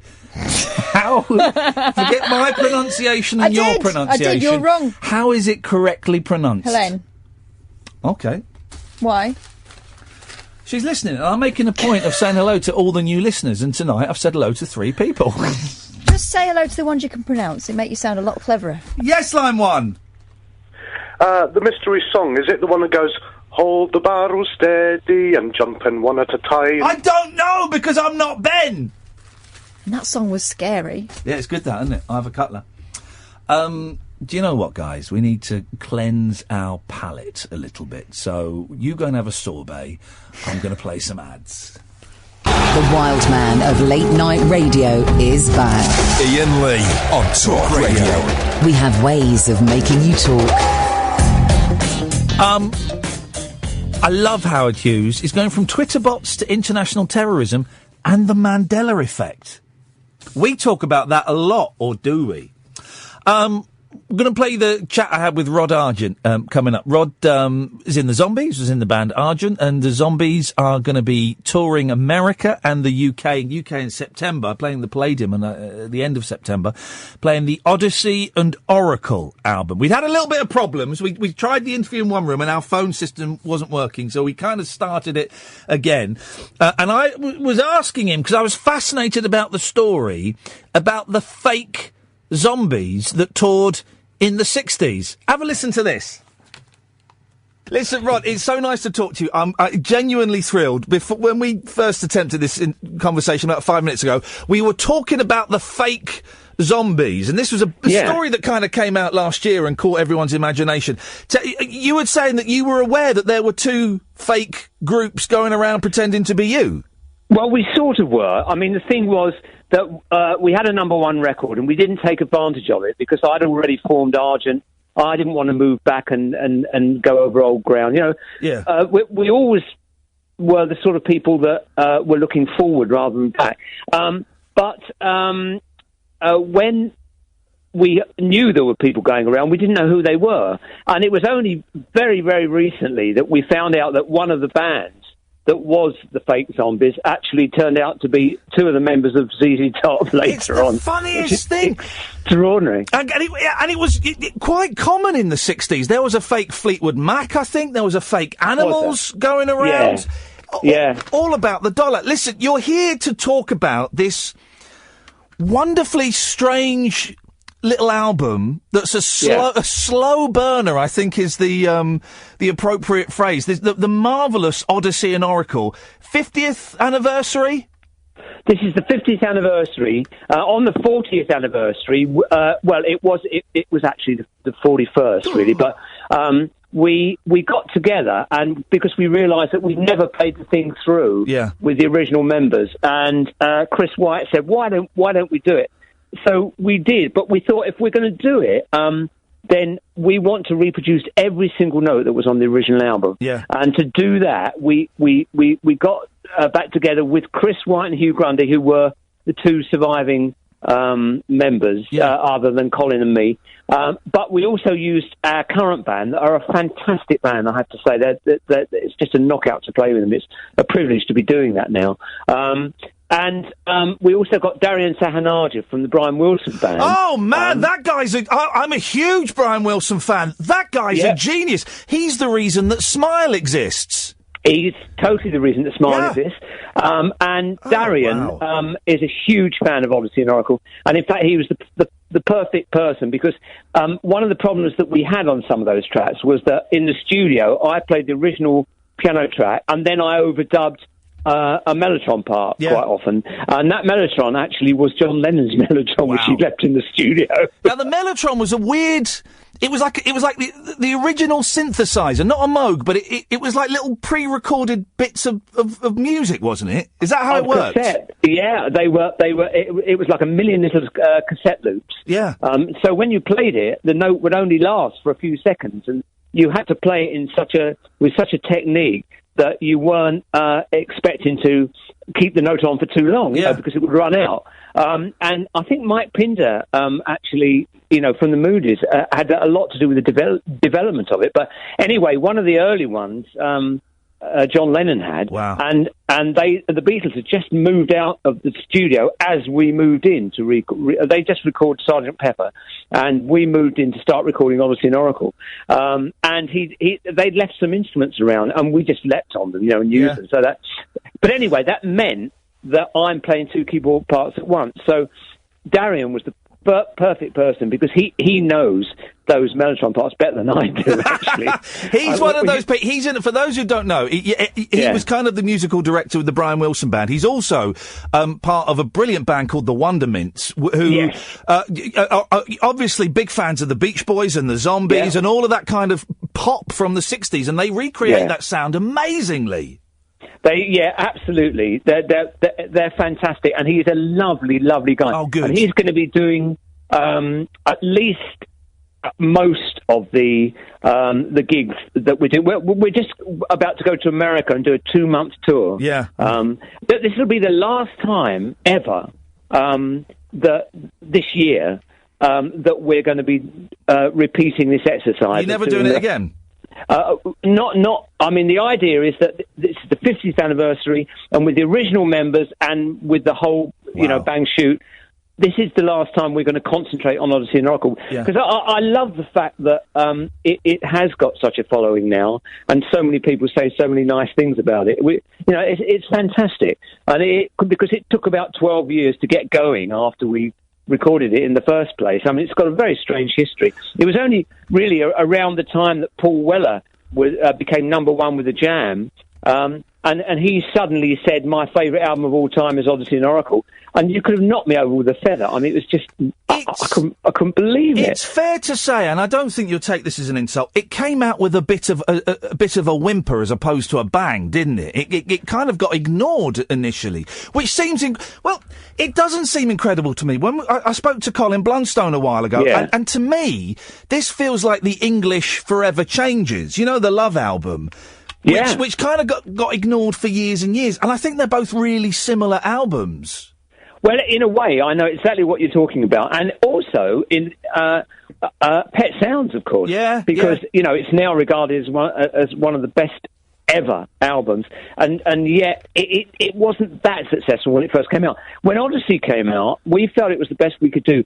In the UK, we got some great reviews, but nobody played it. And, apart from Kenny Everett, who loved it and played a few tracks, nobody played it, and so we broke up. We were always in the UK. We were always less successful than almost anywhere else in the world, actually. But that's just how it was. But then all those years later, Paul started talking about it, and many other people did too. Tom Petty suddenly wrote this wonderful thing about it, saying, you know, the Zombies are just the best band, and he says that to the current day as well. Yeah. I mean, and you know what? I mean, it's never going to be Dark Side of the Moon, obviously, but it sells more every year now than it ever did when it first came out, which is crazy, isn't it? It's a masterpiece. I'm listening. I'm a big fan of 60s music. This one passed me by, and I missed it until a couple of years ago, and I put it on in the car. Yeah. And it blew my mind, man. It is a masterpiece. Nice. Was it, reading the sleeve notes for the version I've got, it sounds like it got a little bit tense between the band towards the end of the recording. You talk about arguing with Colin during time of the season. I have to tell you that Colin and I, from the first day we met, which was our very first rehearsal, have always been firm and fast friends, and we are to this day. But towards the end of the Zombies, there were tensions coming in, not because we didn't like each other, but because apart from Chris White and myself, who were the two main writers in the band, and because we had so much success, actually, we found out later, all around the world, and because our publishers were very honest, Chris and I had a good stream of income. Yeah, but the other guys in the band just didn't. And it got to the point where they were saying, look, we've got to do something. Our guitarist was getting married. He said, look, I've got no money, you know, I've got to move on. And Colin was saying, look, I think we've taken this as far as we can go, you know. So it was our last shout, and we really, really wanted to put an album together with our own ideas, because we felt that up to that time, some of the recent singles, we were very frustrated with the production on them. And we thought, and Chris and I particularly thought, what we're writing, we want it to come out in the way that we can hear it in our heads. And that was the reason for doing the album. And we thought we'd done it very successfully, and we thought it was really good. But, you know, it was a damp squib. And then in America, it wasn't even going to come out at all, because Clive Davis passed on it.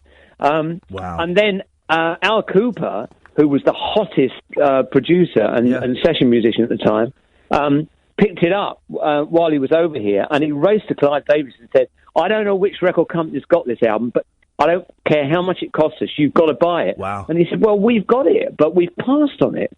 And he said, well, you've got to put it out.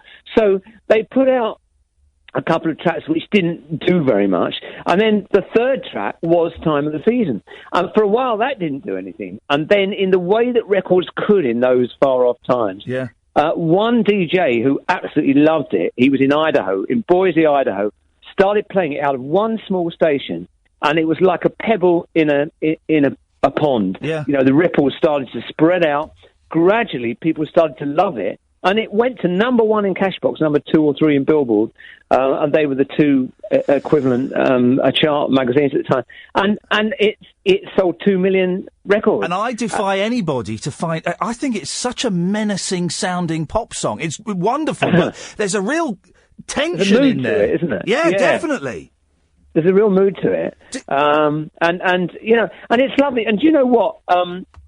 The record company BMG in America are putting out a big coffee table book to go with our touring and celebration. You know, our last shout of Odyssey and Oracle this year, and they've got some wonderful quotes, all got this year from people like Brian Wilson, from Graham Nash, who said, Graham, he came to see us last year. He said, I came to see the Zombies on stage last year. We did 3 tours of America last year, but and he said I was mightily impressed, you know. And we got people like Tom Petty writing about us, and it's just really lovely to get all this now. I mean, did I read, Rod? Sorry to interrupt. That Andrew Sandoval is doing something with your back catalogue.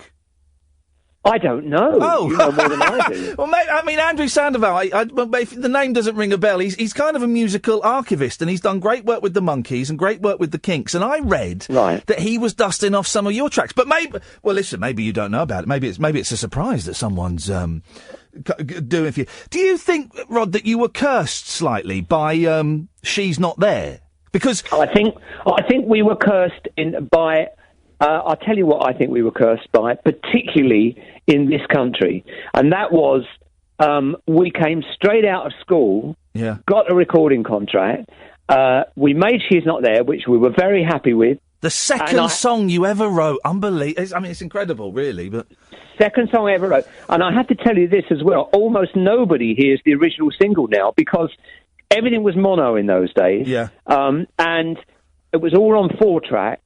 So we recorded the thing on 4 tracks, and then we added a drum overdub, which was very important to the single, but that was added as it was mixed down onto one track, right? I love it. So after that, people in their wisdom said, "Oh, we've got to have it in stereo." This is after it was a hit. Yeah. And now almost every time you ever hear that record, it's without the very important overdub, which makes it much hipper, and much earthier, and much groovier. How funny. And it's a real shame. You can still hear it, yeah, because if you there was a Zombie Heaven box set. There's a box set called Zombie Heaven, yeah, and it was put together by Alec Palau, who's a hugely accurate archivist himself, and he put the mono original single version of She's Not There, which I still love.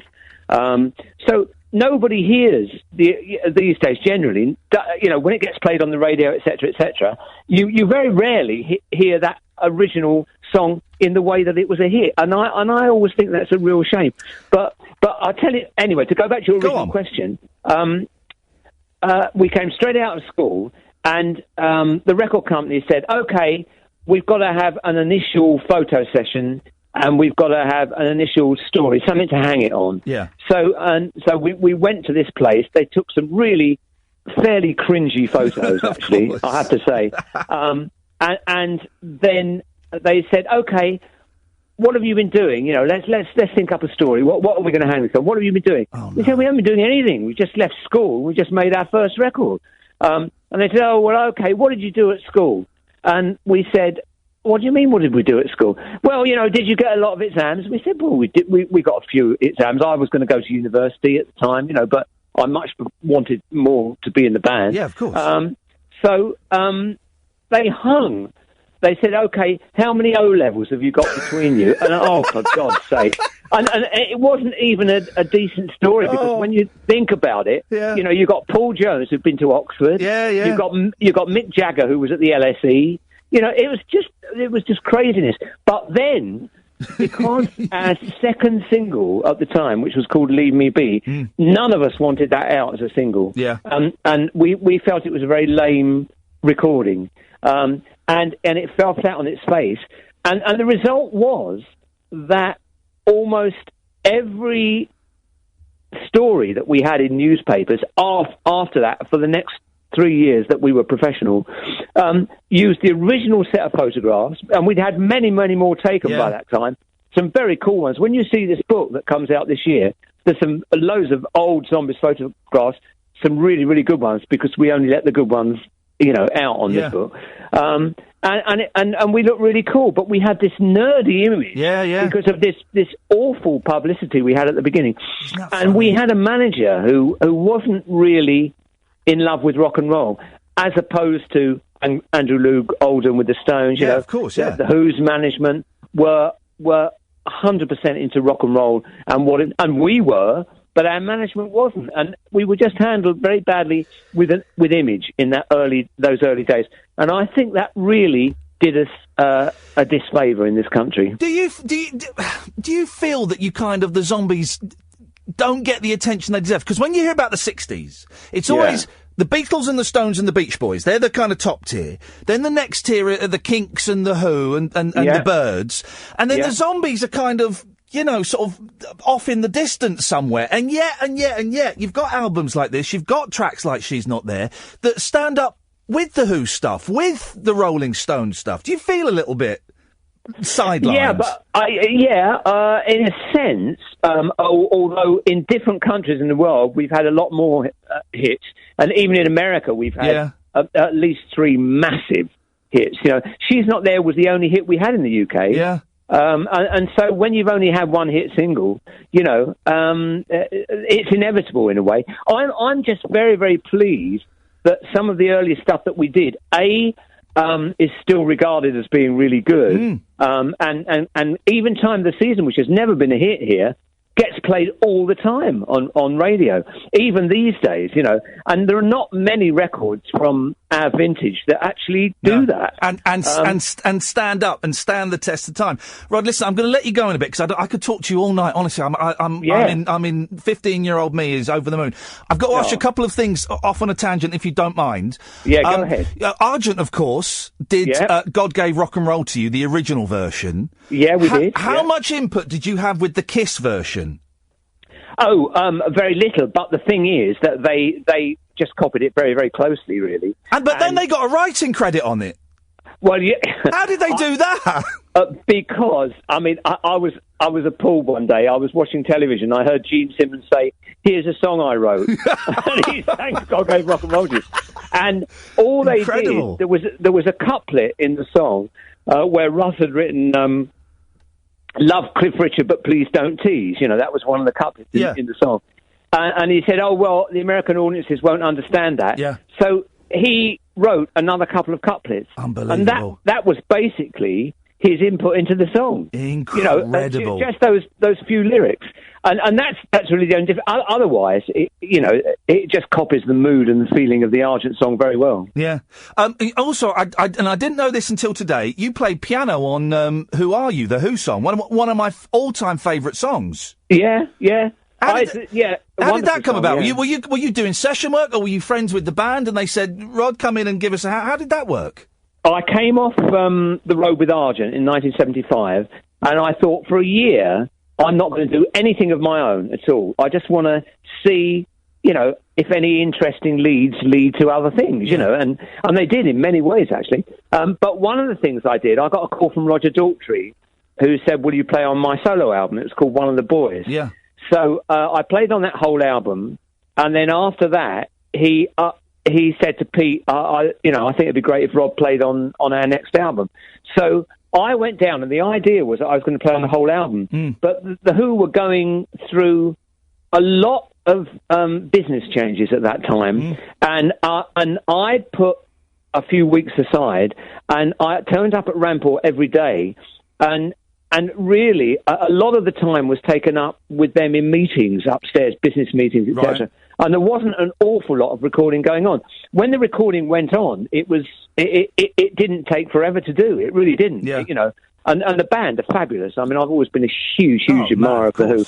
And we did Who Are You? And I played on a song called Love Is Coming Down. Even though I'm not in the confusion of things, I'm not actually credited on that. But that's me playing piano on that. Yeah. And I played on a John Entwistle track, which name escapes me at the moment. But then I said to Pete, look, I've been booked to do an album with Gary Moore, Colosseum, Julian Lloyd Webber, and it's an Andrew Lloyd Webber album called Variations. Wow. And he said, well, wouldn't you rather be doing this? I said, look, I've said to Andrew I'm going to be doing it. I'm not going to not do it. It's something that I'm looking forward to doing as well. Yeah. And I've got to do it because I'm committed to doing it. So I wasn't on the rest of the album. Otherwise, I would have been on the whole album. Rod, it's such a joy to talk to you. God knows what Colin Blunstone is doing, but his voice is just ridiculously good for a man who's been singing for that long. He must be gargling with something to... Well, we made a new album last year. Yeah. And when it came out, when we were on tour in America, we got a phone call from Billboard saying, we just wanted you to know that for the first time, as the Zombies, for the first time in 50 years, you're in the top 100 albums. Beautiful. Which is wonderful. And the thing is that we do everything in the original keys. Yeah. All of us have looked after our voices in the sense that we... when you get older, you can keep your chops, but you have to work at it. And Colin does that religiously. Oh, and his voice, great. in many ways, is more powerful now than it was when he was young. And we've both got exactly the range we always had. So we're proud of that too. Well, and finally, Rod, after this tour, have you got any plans, or do you not look that far ahead? Any more music coming out? Any new stuff? I've just I had a rest from. I mean, I wrote everything bar one song on the last album, and the actual fact of recording new material is the most important thing to us, because it's that feeling of having a creative path forward that energizes us, as it always did. We still think of everything in exactly the same way, and we love playing the new material, and and getting it responded to by young people as well, which feels fantastic at our advanced age, you know. So, so the idea is that we're going to be doing another album.